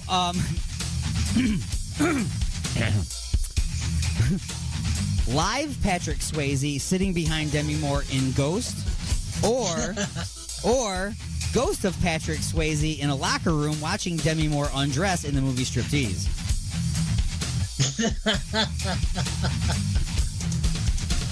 Second one? The second one is more entertaining. The answer is whatever floats your real or phantom boner. Whatever, because both seem fine with me. They're both okay. Just because Demi Moore's in it, not because you had short hair, innocent Demi Moore, and then you had long hair, big old titties, going to give you a lap dance Demi Moore. Which one you want? But with the lap dance Demi Moore, you're a ghost. And with the short hair Demi Moore, you're actually there. So, you know, what are you going to do? You're kind of torn. You know what I'm saying? Continuing right along, we've got suckers or candy bars? Candy bars. Candy bars. Of course. I always charged my nieces and nephews an uncle tax when they got back, and was any Hershey bars that they had in their bag were mine. Just Hershey bars. Like, if anything else, but the Hershey bars were mine. They tried one time they tried to trick me into saying that they were going to upgrade me to peanut butter cups, but I already had a bag of peanut butter cups, and I wanted the Hershey bars, so they used. I got those for the kids next door. I was like, you are in no room to negotiate, child. Sweet tarts or milk duds? Milk duds. See, I have a feeling he won't go with milk duds because of the teeth thing or something. But he'll go really with sweet tarts. I'm going to play the English card and go, I have no idea what you're on about. You have no idea what is? Either of them are. You don't know what a Sweet Tart or Milk Dud is? Oh, man, we got to get a care package going for him. Wow, yeah, we're going to send it over to you. And trust me, it doesn't matter how long it takes to get there, the Milk Duds will be the same consistency. Yes. So, my answer is, of course, Sweet Tarts. Milk Duds are just, it's like, I don't know, it's like chewy gold. It's caramel. No, I'm not a fan. I mean, they're not gross. They're not gross. I mean, I wouldn't put them in a McFlurry or anything like that. No. But I also wouldn't put a But Sweet you Tart can in. put them in a fruit cake along with Skittles. Is that a Skittle? No. So, last one. What is most easily hidden in an apple? Needles or razor blades? What is most easily hidden in an apple? Needles or razor blades? I'm going to say needle. You say needle. Both if you're smart enough. What did you say there, Red Martin? Both if you're smart enough. The answer is you should have never answered this question because now there is a recorded record of your answer. Oh. Oh, you tricked me again. That's what we do around here on Just a Few Questions. That wasn't cool, dude. Somewhere between science and superstition, there is another world, a world of darkness. Nobody expected it. Nobody believed it. And nothing could stop it. The one hope. The only hope.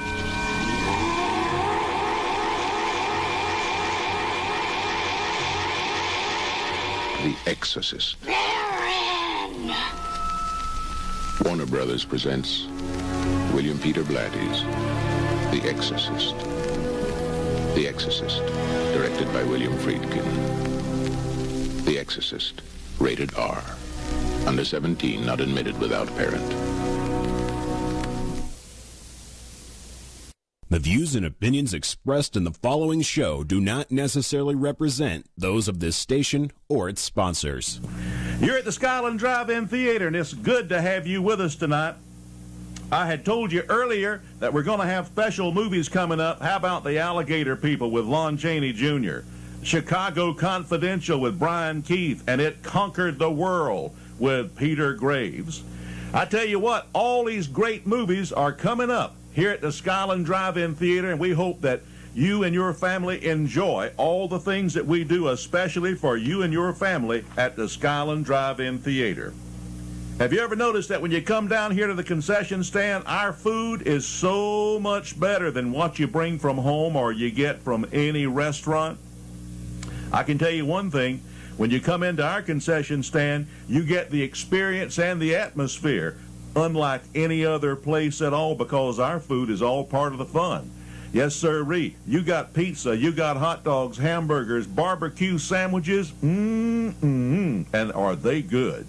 And we have so many good things to eat down here. I just can't mention all of them, but I can tell you this. If you like pizza, we got pizza down here. If you like hot, crispy French fries, we got a ton of them sitting right here ready for you. And we got favorite candy bars. We got hot chocolate. We got coffee. We got ice water. Even if you want you some ice water, we got it down here. So come on down to the concession stand. The lines are short and the restrooms are right around the corner. More music coming up for you here from the Skyland Drive-In Theater. Come in. Here's your morning briefing, sir. You forgot my toilet tweet. Don't you remember? You're not allowed to tweet anymore, sir. I forgot. It's okay, sir. That's why I'm here. I hate Mondays. Not much to do when you're in the office of the former president. Well, you could always listen to the radio, sir. That's different. What's on? Oh, I don't know. Would you like me to turn it on? Why not? Got nothing better to do. It's the Monday Morning Madcast from outer space. Oh, Ditzy. Call these guys up. See if they want to interview me. It'll be huge. Resistance is futile, but you can struggle if you like. It's the attack of the Monday Morning Madcast from outer space. You got something to say? Say it, bucko. Call into the show live at 313-444-8919. Again, that number is 313-444-8919.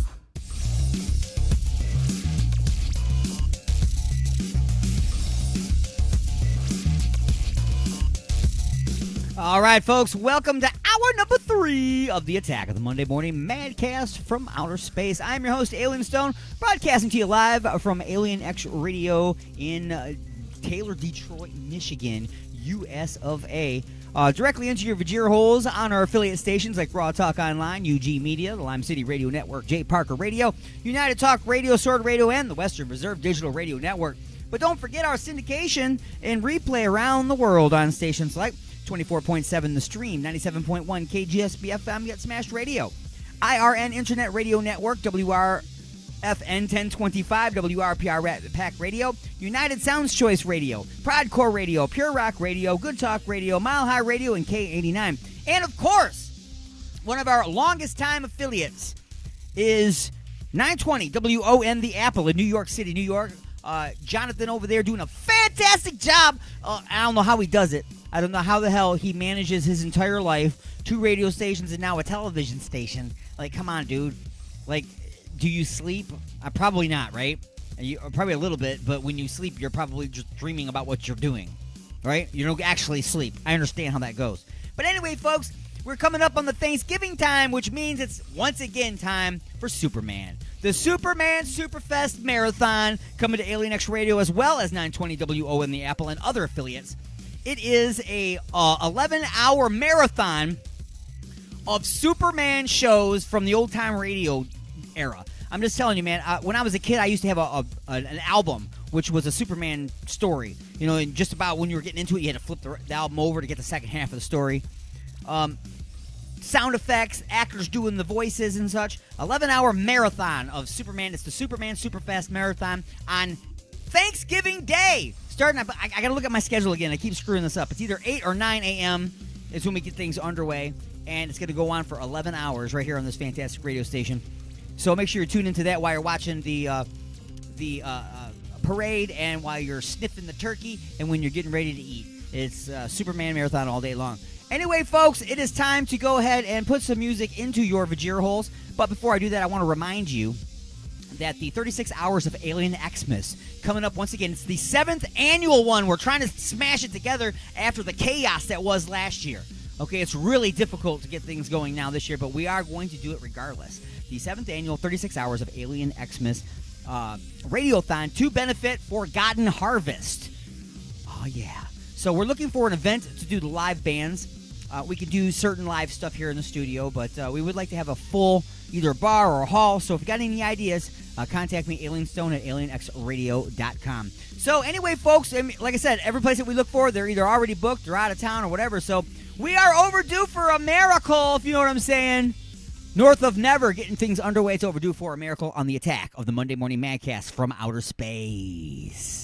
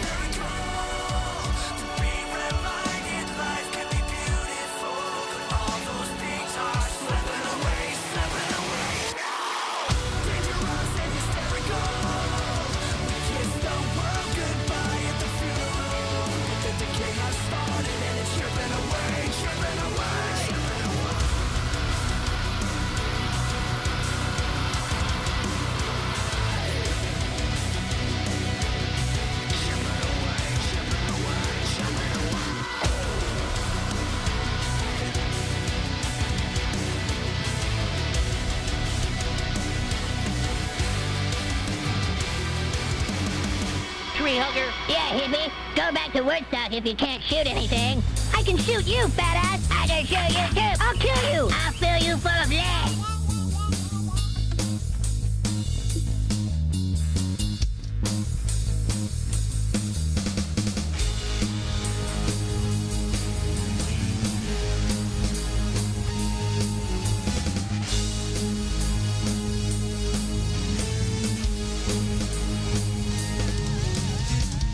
Welcome to the new order, a cycle we need to change.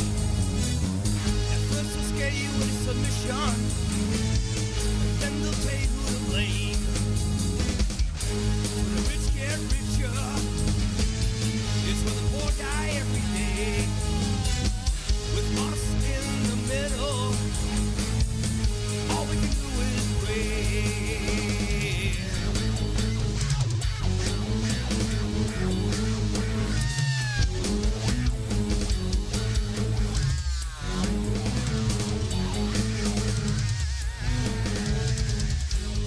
Rights in the preaching, the acts the people will slay. But what are they really saying? And look what they've already gained.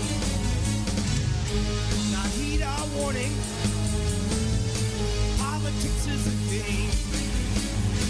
They fight for power and glory, and they should all be ashamed.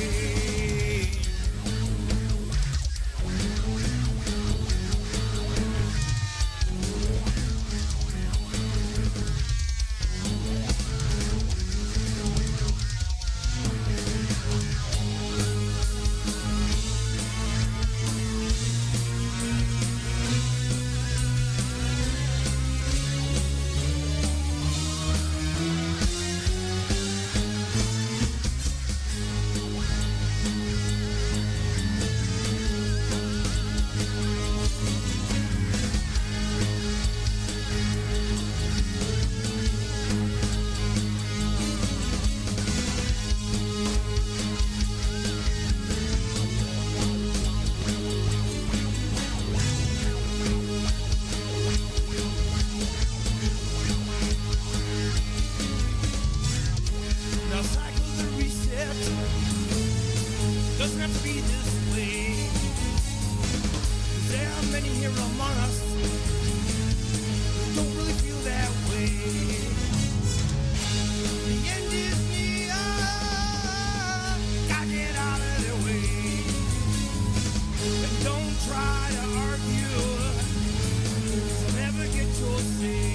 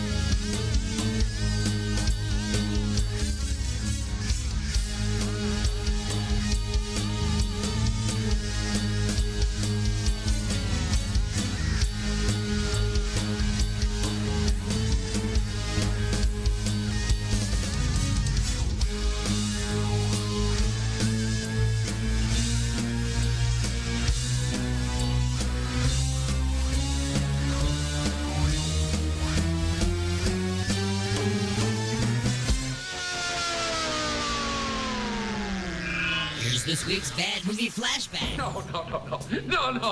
Please. No. It was a night like any other night. Then something happened.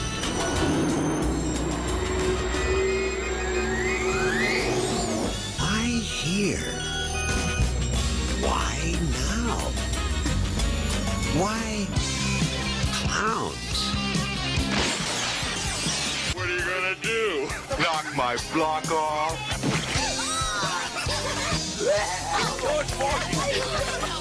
soon they'll be doing it at a theater near you. Killer clowns from outer space.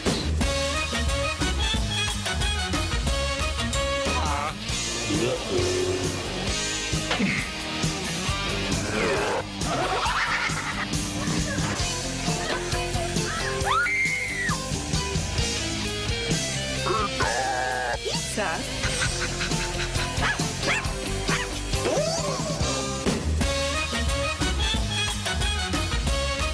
Maybe they're just cruising through the galaxy and stopped here for a bite to eat.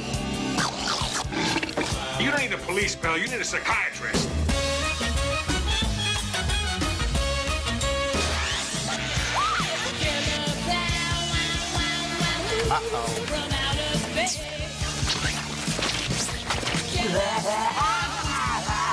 They want to play games? They're messing with the wrong guy.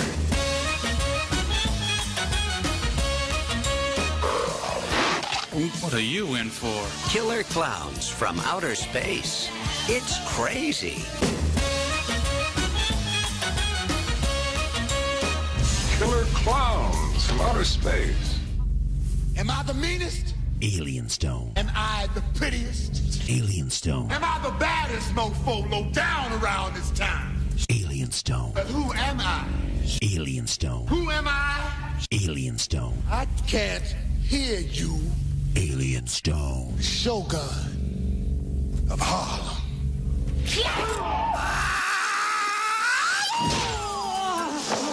I assure you I've never even been to Harlem. I am Alien Stone. It's now time. It is now time. It is now time for the punchlines, being brought to you, as always, by Igor's Empire and his family of products. Look for and like Igor's Lube on Facebook and at www.igorslube.com. There's nothing better for getting your fist unstuck from a gravy boat. There's nothing better for those squeaky hinges or those dry, flaky elbows. Naked games of Twister and doing it. Everything is smoother with Igor's Lube, so get some today and get some tomorrow. So, artist recruits 300 people to pose nude for a photograph near the Dead Sea in Israel. Turns out he wasn't actually an artist, but a simple pervert with a pretty good scam. Just saying. Ancient Crusader sword found by scuba diver off Israeli coast. And almost nobody cares at all. And finally, today's top story. Pablo Escobar's cocaine hippos are people too. Court rules that Pablo Escobar's cocaine hippos are legally people. More than 80 hippos previously owned by the Colombian drug lord Pablo Escobar have a unique distinction in the U.S. law. They are the first non-human creatures to be legally considered people. So, folks, there were four illegally owned hippos. Because when you're, a multi-millionaire drug lord, you just buy stupid hippos, I guess. Stupid things. Hi, I got 4 hippos. Why? Because I can. Do you have hippos? No, exactly. I can have hippos. Michael Jackson had monkeys and giraffes and kangaroos and all kinds of crazy things, right? That's what happens when you got a lot of money. So he had 4, but the man died. And when he died, they released the hippos. Like, released the Kraken. Who let the hippos out? I don't know what kind of noise that they make. I don't know. But the hippos were let go. Well, they started doing what hippos do. Doing it! And now there's 80 freaking hippos. They're wreaking havoc on the ecosystem. But there are some scientists that say that no, they are not actually wreaking havoc. They're returning the ecosystem back to the way it's supposed to be after it has been depleted over years and years and years. So the United States filed the paperwork necessary so that their court case can be heard. And in that country, animals do have the right to have their opinions heard. So a person made up. So these 80 hippos, which were going to be murdered, are now simply going to be sterilized in a very humane way by just giving them a drug that will keep them from being able to reproduce anymore. And those 80 hippos will continue living out their lives in that little area until I don't know how long a hippo lives. I have no idea. Do you? I don't know. Anyway, folks, that has been the punchlines. We're going to take a short break, a pause in the action for station identification. And when we come back, it's the brand spanking new episode of Just a Few Questions. What did I don't even remember what I call the damn thing. Wow, I'm really bad at my job. What can I say? Oh my gosh. I can't even hit the right buttons right now. Song info, so you can read it. The Horror Movie and Shocktober Festival. That is coming up right after this short break. Pausing the action, and we're going to bring you up to speed on what's happening in the world of sports. With the prospect, it's the Attack of the Monday Morning Madcast from outer space. Go nowhere. Broadcasting directly into your brain. And now your weekly sports update with the prospect.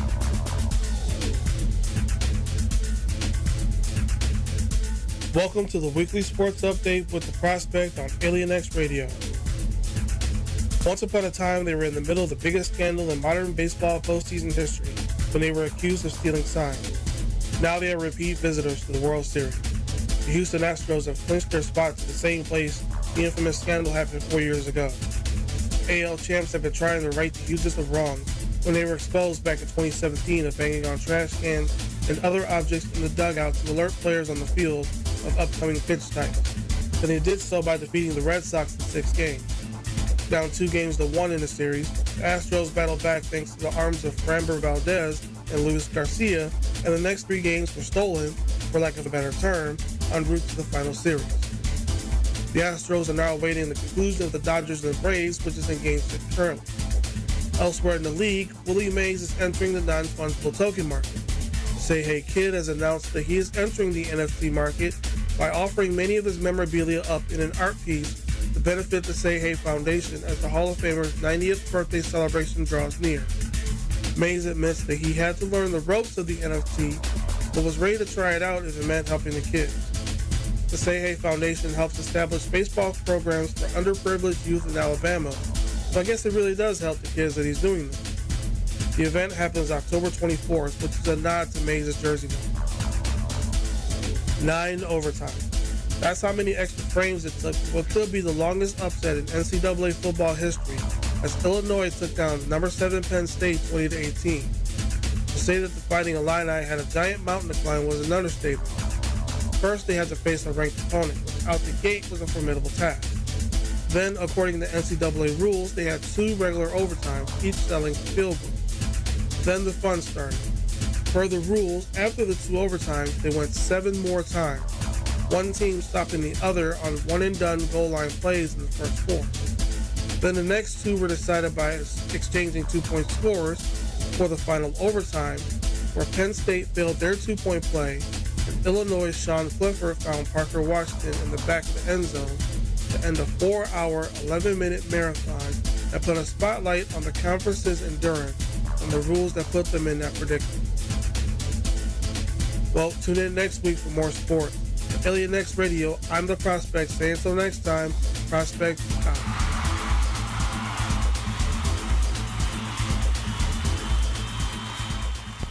I am preparing to perform an operation that for over 20 years every doctor has refused to perform. You will come face to face with Basket Case. You be the judge of my success or failure. Nurse, slip on my specially designed surgical mask. Dr. Cutter, I beg you one more time. Please ask for another nurse to assist you. It's too late now. The patient has been sedated. He's awake! I can't take it. He's better off dead. Hasn't he killed enough? Oh, let him die. Get me out of here. There's blood all over my face. Blood everywhere. Basket Case. A different twist in horror. To keep the blood off your face, a free, specially designed surgical mask will be provided for every patron entering the theater. Don't dare enter without your mask. I know it was just a dream. I know I didn't have an anal probe. And I know that I am not under alien control. You're inside the mothership. Son of a bitch.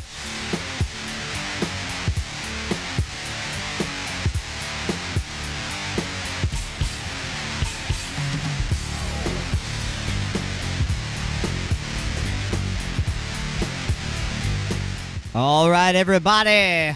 Once again, you are tuned to the Attack of the Monday Morning Madcast from outer space, broadcasting to you live each and every Monday from 9 a.m. Eastern to 12 noon Eastern. That's right. Notice the time changed. I can say whatever I want. I mean, because now is now. Remember, now is now. Doesn't matter where you're at. Your clock is telling you something different. I understand. But guess what? It's still now. It's still now. Anyway, I sound like a broken record. Coming up, folks, we've got the brand spanking this new episode of Just a Few Questions. It's also a Halloween episode, which we will also have another Halloween episode brand new and live on Halloween during Inside the Mothership, which airs at 12 noon Eastern every Sunday on this fantastic radio station. So, I'm going to make sure that we got time to get this in here. Sir Unit of D and Sir Martin of Mad were both put in charge of putting together a horror movie convention. So this is called, I already forgot what it's called again. The horror movie, oh man, I'm so freaking bad at this. The Horror Movie and Shocktober Festival. Wow. The Horror Movie and Shocktober Festival. Let's go ahead and get this underway right now. It's just a few questions on the Attack of the Monday Morning Madcast from outer space. Wow. Just wow.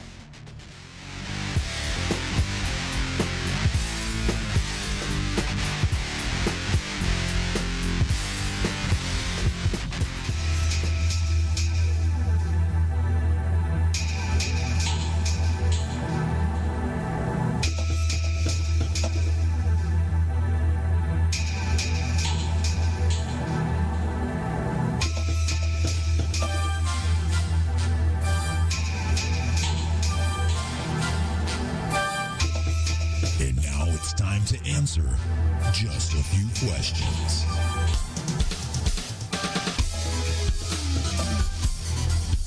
All right, folks, we have reached that point in the showgram once again where it's time to answer just a few questions. The moment when I open up my brain and the verbal diarrhea just pours out all over the table, I scoop it up and put together some kind of a question, and you have to try to figure out how to clean up that mess. That's the best way of putting it. It's one of the ways. I just made that up too. That is the best the beginning way of the dripping right there of putting it. Let me try and figure a way to clean that up to make this not sound as silly or crazy or disgusting or wrong. Yeah. All right. Let's roll with this. All right. So continuing with Shocktober. And the theme, we're going to go ahead and continue with that. You know what I'm saying? Shocktober, the Halloween, the spooky time. Ugh. So, here we go. Starting with question number 1. Question number one. You have been to Comic-Con. Nope. You have been to sci-fi conventions. Nope. And cosplay gatherings. I'm in the chicks, dude. You have collected autographs from your favorite artists, actors, and creators. You have also enjoyed the many horror movie conventions and festivals you have attended over the years. You got to meet Scream legends like Jamie Lee Curtis, Dee Wallace, Sid Haig, and Kane Hodder. You have bought action figures, movies, T-shirts, and all kinds of other horror movie memorabilia. But in the last couple of trips, you feel that it has all become a bit of a carbon copy of previous years. All the same celebrities, the same vendors in the same booths, in the same booth locations, selling the same things you already bought last year. You have teamed up with a few of your friends to start your own horror movie and Shocktober Summit.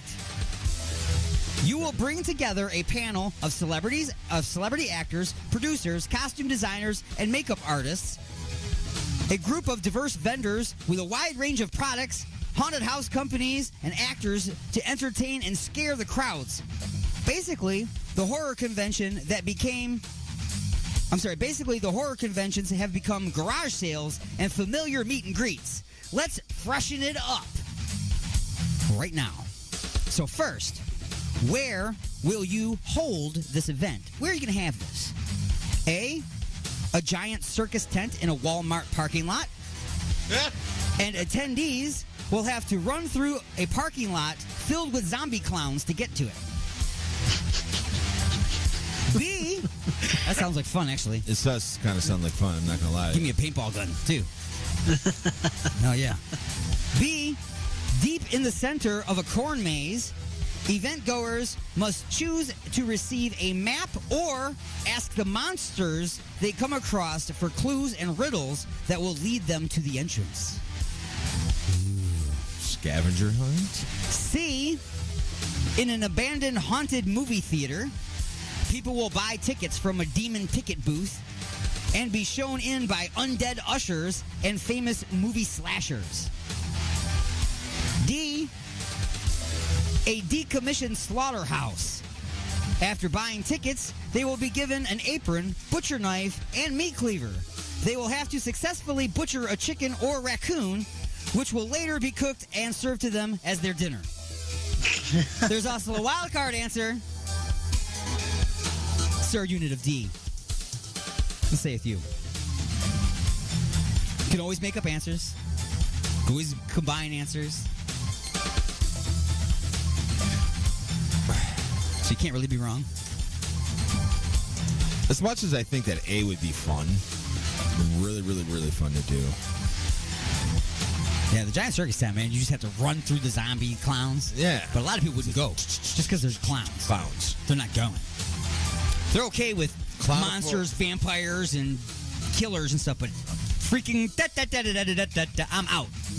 Yeah, but at what point, like, are the zombie clowns, I mean, with their faces, are they still going to have makeup on at that point and stuff? I mean, or they can just be dressed up in clown outfits? Probably dressed up in clown. Be all, the wig might still be on their head. Yeah. Maybe the nose will still be on. Right. But yeah, I'd imagine everything else probably after a while. Nose probably even I don't there think your either. makeup's going to stay in your face after you get to, like, chowing down on someone's leg. Right. You know what I'm saying? Like, That's what I'm probably saying. wipe off. Right, then usually part of their faces fall off and stuff like that too. I mean, how much, so if you're not afraid of the makeup thing. I'm going to go with the wild card. Going with the wild card on this one. All right, so Sir Martin of Mad then, since Unit of D has gone with the wild card answer, what say you? The easy way out. Since when is the wild card automatically the easy way out? yeah. Well, the wild card answer is all about it just is what it is at that point. You know what I'm saying? Could be. I'm going to go with the slaughterhouse. You're going to go with the slaughterhouse? Oh, absolutely. All right, that would be a cool place to have a horror convention. It'd be stinky, too. It'd be all authentic. Smell rotting flesh. All right, so the wild card answer that D Unit chose: an abandoned crack house in downtown Detroit. Spiders, bats, and dead bodies will already be there, saving money and setup time. See? Sometimes the answer still works out. Sometimes. Brilliant. You can have the D Unit Sold Me Crystal Meth t-shirt on. Hell yeah. Yeah. Crystal meth. Did I tell you about that, Gramps? No. I have I'll tell you about it when we're done.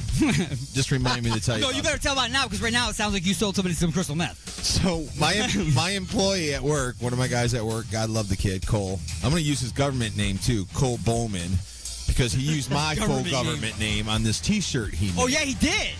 He made this T-shirt that said Derek Samp sold me crystal meth, and he goes like these BMW like rallies and stuff like that. He's got a 7 Series that's like slammed and all pimped out and stuff like that, and he wears the shirt out. Wow.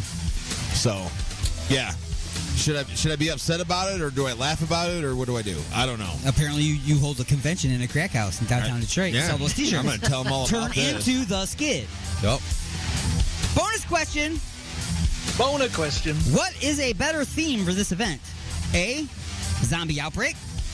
B. Monsters attack. C. Slashers. Or D. Politicians.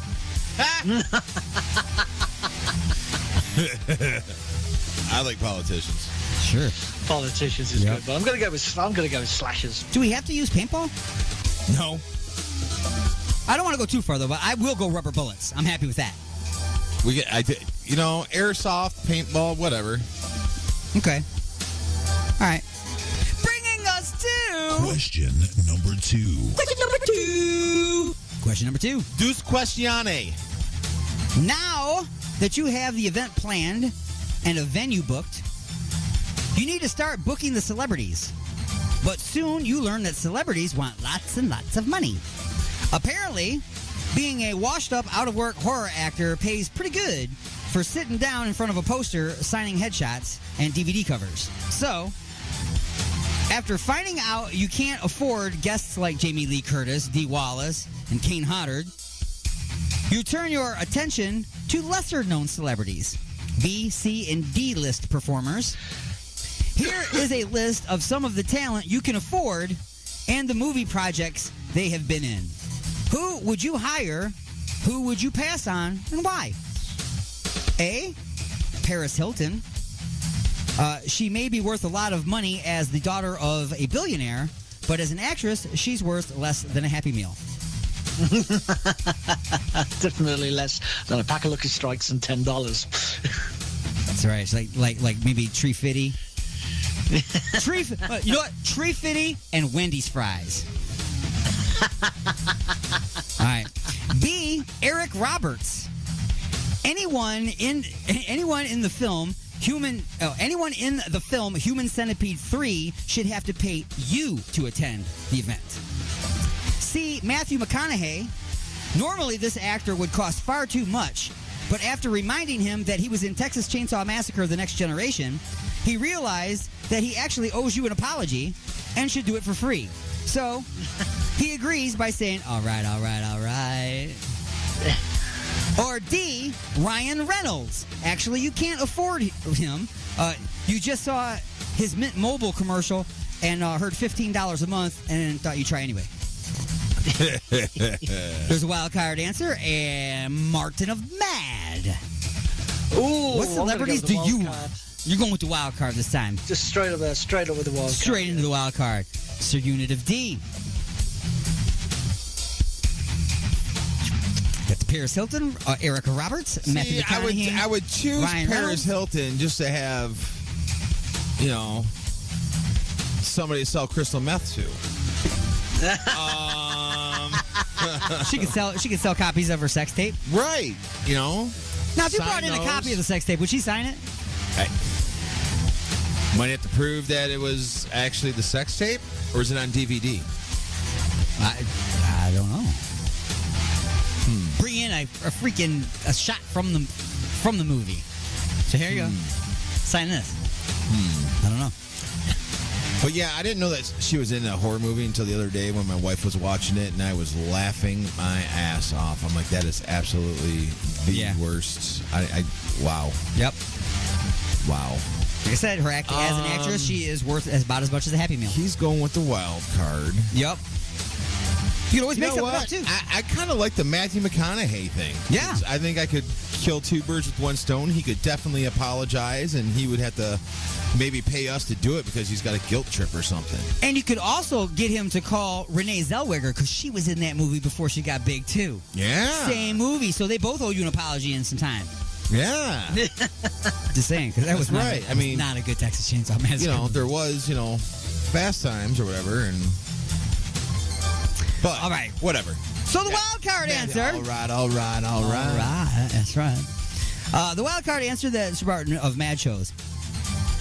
You tried the same thing you did with Matthew McConaughey and the Texas Chainsaw Massacre, but with Jennifer Aniston and her catastrophic horror movie Leprechaun. Oh, yeah. I forgot about Aniston, dude. But she says no because she is far too hot to be stuck in a room full of horror geeks and nerds. Plus, you got very pervy with her on the phone call. So I was going to take the wild card answer on that one, didn't you? You could have. Huh? Bonus question. That would definitely be a boner question after Jennifer Aniston.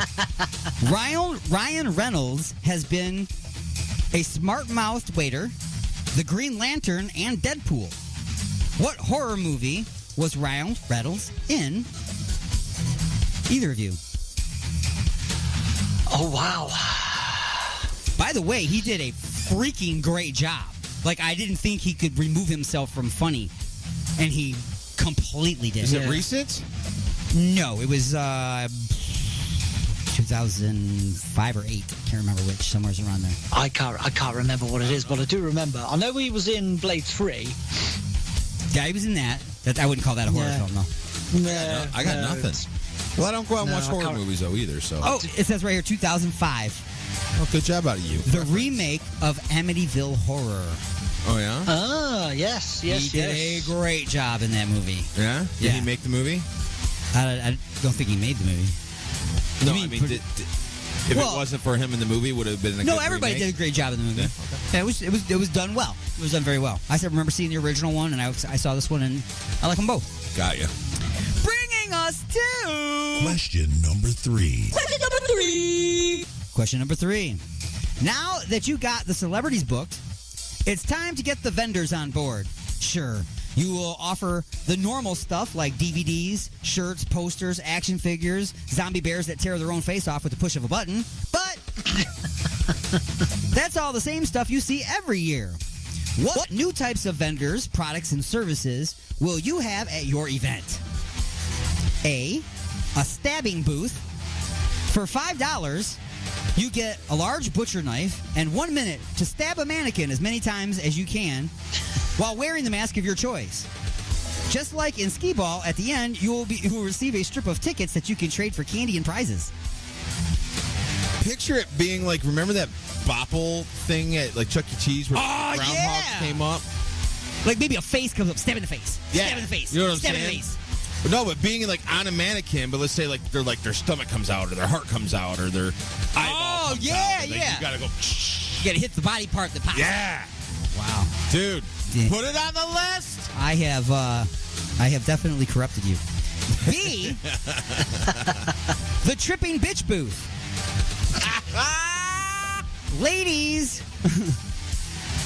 Ladies will pad up for this one as they run on a treadmill with alternating speeds. Wild random objects like rocks, sticks, and human heads will be tossed on the belt. Just like the mechanical bull, the longer you can stay up, the better you are. C. And you get tickets at the end. There you go. The longer you're on, the more tickets you get. I want the bubble gum. I want the eraser. I want the machine gun. You better stay up longer. C. The slasher survivalist booth. They will offer a complete line of slasher defense gear like an instant car battery jumper, satellite phones, Pamela Voorhees sweater, and generic maps that show the way out through the front door instead of upstairs or into the basement where you won't be able to escape and get murdered. Or D. Zombie outbreak security and protection. This is an insurance type of plan and service. While paying a small monthly retainer fee, members will enjoy the comfort of knowing that in the event of a zombie outbreak, they will be covered. No call needed. Within hours of the outbreak, a zombie defense squad will be dispatched to your GPS location equipped with military-style weapons, escorting you to the nearest safe house as a part of your membership, you will be given a 60-day supply of emergency rations, clean clothes, and a pack of toilet paper. Oh, wow. There's a wild card answer. And what's this time and shoe, right? Yeah. Yeah. Let's say it to you. Like I say, man, I like the stabbing, the mannequin thing. Stabbing booth is cool. I liked your alteration to it also. Right. You actually built the freaking... I just had a mannequin standing there. Yeah. It had been wired somehow to count. No, but man. no, not only is yours the number of times within an amount of time, but you also have Accuracy. the difficulty of actually hitting it. Talking hand-eye coordination. That's to right. its fullest. That's right. Butcher knife eye coordination. $5 for literally 30 in the seconds eye. worth of time. Wow. I like it. Still cheaper than a strip club. I like it. Well, Well, but I was that's also another like- machine though where you got a dildo in your hand and other parts pop up. Right. Just saying. But I was also like the tripping bitches thing. Yeah, the tripping bitches. So all kinds of things throw up on there and stuff, and she went down. Pow, and then she gets stabbed to death by whichever serial killer is chasing her. Picture it being like that long walk escalator type thing that's at like airports. Yeah. Like, there's a special entrance just for the bitches. I'm sorry, you have to go this way. If you make it to the end, then you can meet the rest of your party. That's right. And there's have it going. There's a back and noise forth. level meter too. She can't scream over a certain level, Right. otherwise it brings she the gets guy around the corner yeah. faster. Yep, exactly. I'm going with A and B. Going with A and B. Yup. So tripping bitches and a stabbing booth. Yes. With the modifications that to the came up mole in my head. thing. Yes. Whatever. What's that called anyway? The mole, the whack-a-mole. The whack-a-mole. Is that what it was? Yeah. Now it's going to be the stabba. Stab a bitch. Because it's always the dumbest. It's always the chick that dies first, right? Usually, yeah. You know? Oh, no. It's usually the guy first because he got forced out of the tent to go find out what the noise was in the woods. Oh. He gets killed, and then... I thought it was like the naked girl that got killed in the shower after they just got done doing it. At least he's nice and waits for them to they got to go out and pee, and then they get out of the car and pee. Yeah. And then they get killed by the dude that's in the. Yeah, he sometimes waits for them to finish, but I've seen him do it right when they're having. Yeah, that's right. Doesn't ever wait for the money shot. So upsetting. Wow. So did you choose, Martin? No, I haven't had the chance to yet. Well, let's do this. I'm going to go with the stab mannequin thing. The stabbing booth. Yes, the stabbing booth. Yes. The stab a bitch booth. For $5 you get the 30 second type thing. You throw a 10 in there, you can get a knife and a machete. What about the meat cleaver? An arm comes up, dude. You have to hit that in the arm. Chop the arm off? Yeah. Wow. That'd be great. Well, that'd be round number 2 if you can read. Arm sticks out the side. Oh, okay. All right. So the wild card answer you didn't choose was a collectibles booth with items like a towel used to wipe fake blood spatter from Jamie Lee Curtis's cleavage. You know what I'm saying? Wow. So, it's a memorabilia booth. You know what I'm saying? Okay. This was actually used to wipe. Clean it up a little bit there. Okay. Now the bonus question. Bonus question. Who has to sign the certificate of authenticity on the towel that was used to wipe the blood off of Jamie Lee Curtis's cleavage? Would it be A, the director, or B, Jamie and whoever cleaned her titties? I would say, the titty cleaning person. The titty cleaner. Titty cleaner. Yeah. That's an official Definitely go with position. that. I've never seen it in the credits, but it's an uncredited position. It should be. They What have is that she- same position in porn, but it's called fluffer. Didn't she clean her own titties? Maybe she cleaned her own titties. Maybe she cleaned her own titties. That's how she signed it alone. Jamie Lee Curtis, this is an official towel that I use to clean my titties. I can tell by the spatter over here, and this right here is a little print of my nipple. Wow.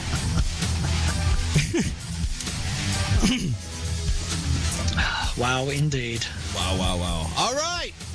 So that brings us to lightning strikes. What's a better setting for a new horror film if you want to stand out from the rest? A, the woods during a rainstorm. B, an old house during a rainstorm. C, an old church during a rainstorm. Or D, a radio station snowed in overnight. Going to radio station snowed in overnight. Yeah. Yeah, go for that one. True story. Happened to me. Yeah, I remember you telling me that. Yep, Yeah. DJing at WNIC in Dearborn, and it snowed so hard that I couldn't leave. Neither could the girl that came in after me. So me and her had to take turns doing the next day's shifts while we went into the newsroom and took naps. Wow. Because nobody could get to the radio station. It was crazy.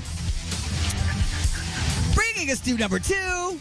True or false? wait, we didn't get Matt Martin. Were you going with the radio station?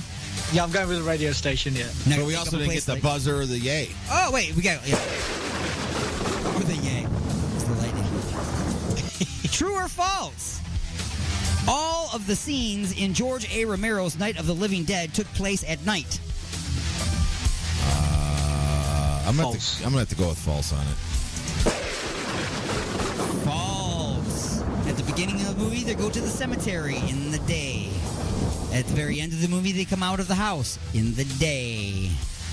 That is correct. Number 3. In what building was Leatherface born? Oh, wow.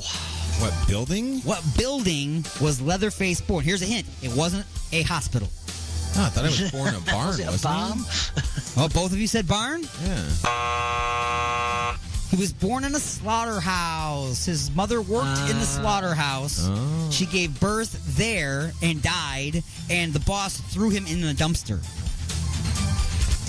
He was then adopted. You went deep. He was then adopted and raised to murder for food. Number 4. What meltable movie did Paris Hilton get killed in?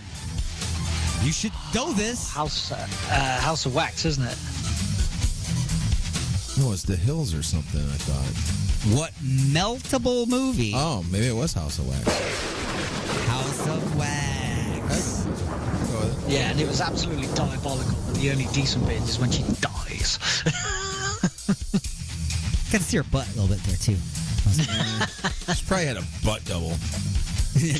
She probably did have a butt She double. probably did, man.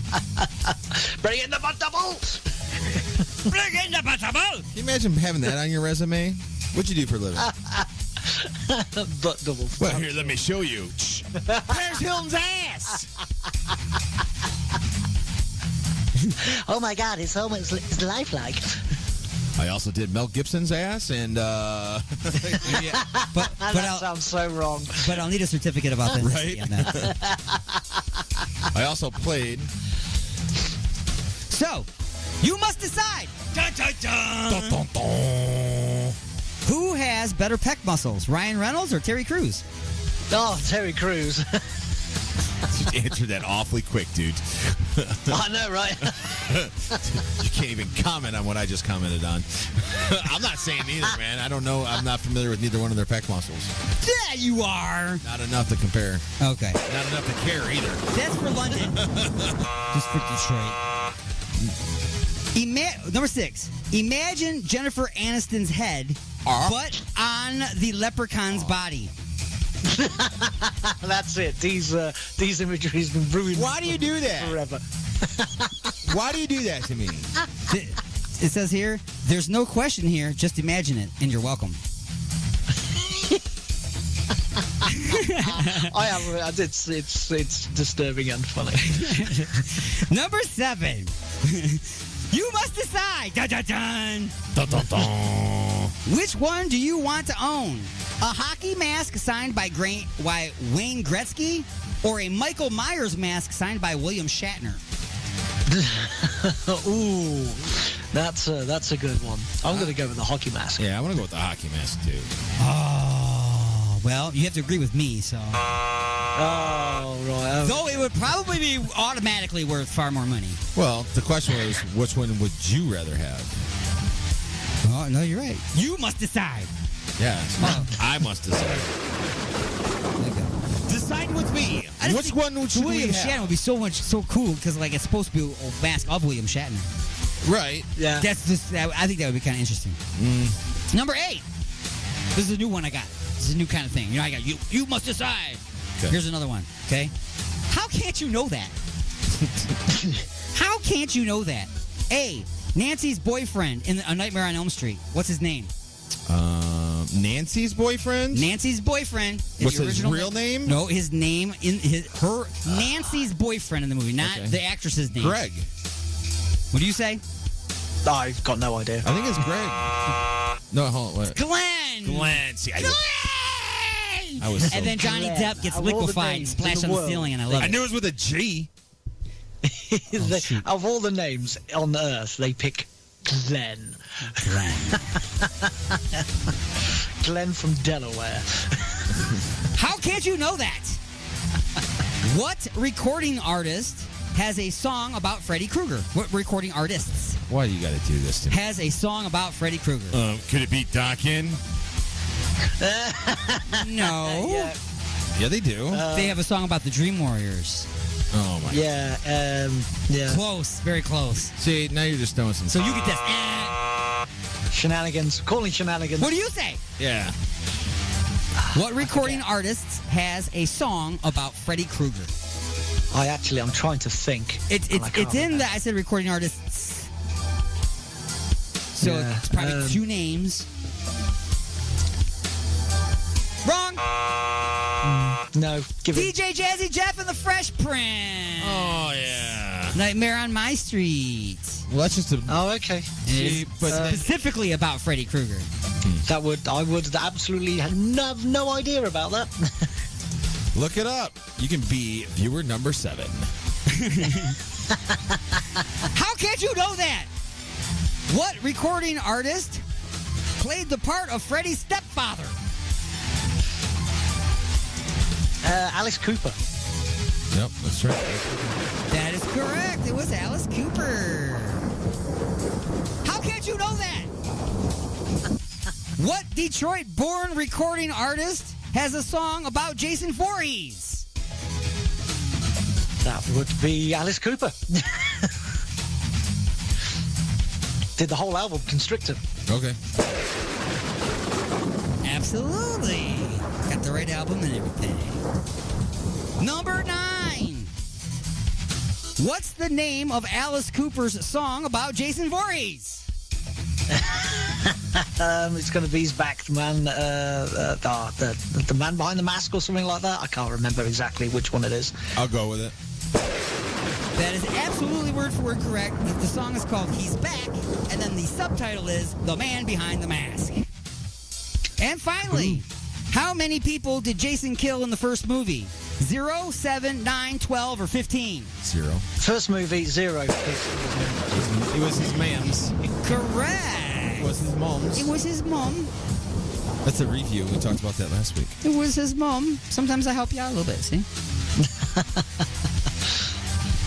All right, folks, and that has been Just a Few Questions. Just a few questions. I know it was just a dream. I know I didn't have an anal probe. And I know that I am not under alien control. You're inside the mothership. Son of a bitch.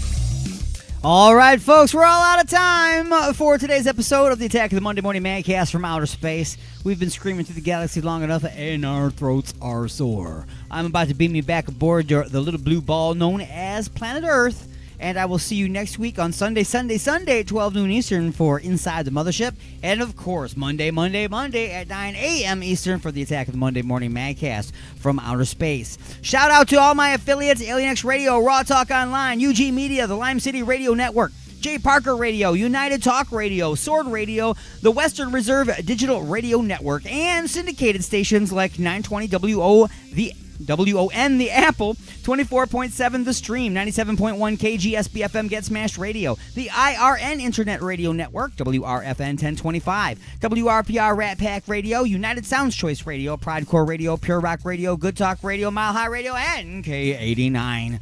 Send me your emails with questions, comments, complaints, nude photos, whatever, to alienstone at alienxradio.com. Bands, if you want your music featured on the station or on the show, send your MP3s, incredible download links in a email to newmusic at alienxradio.com. Next week, the brand spanking new episode of Just a Few Questions. It's going to be an epic Halloween edition, as well as the entire episode of Inside the Mothership. So until next time, this is Alienstone saying peace.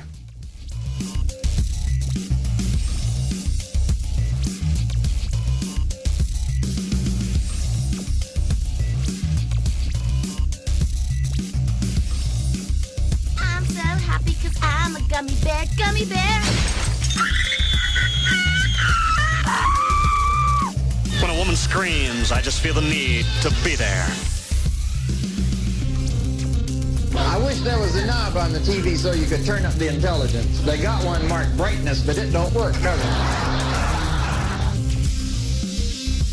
When a man loves a woman very much, the man gives the woman $20. You have 20 seconds to comply.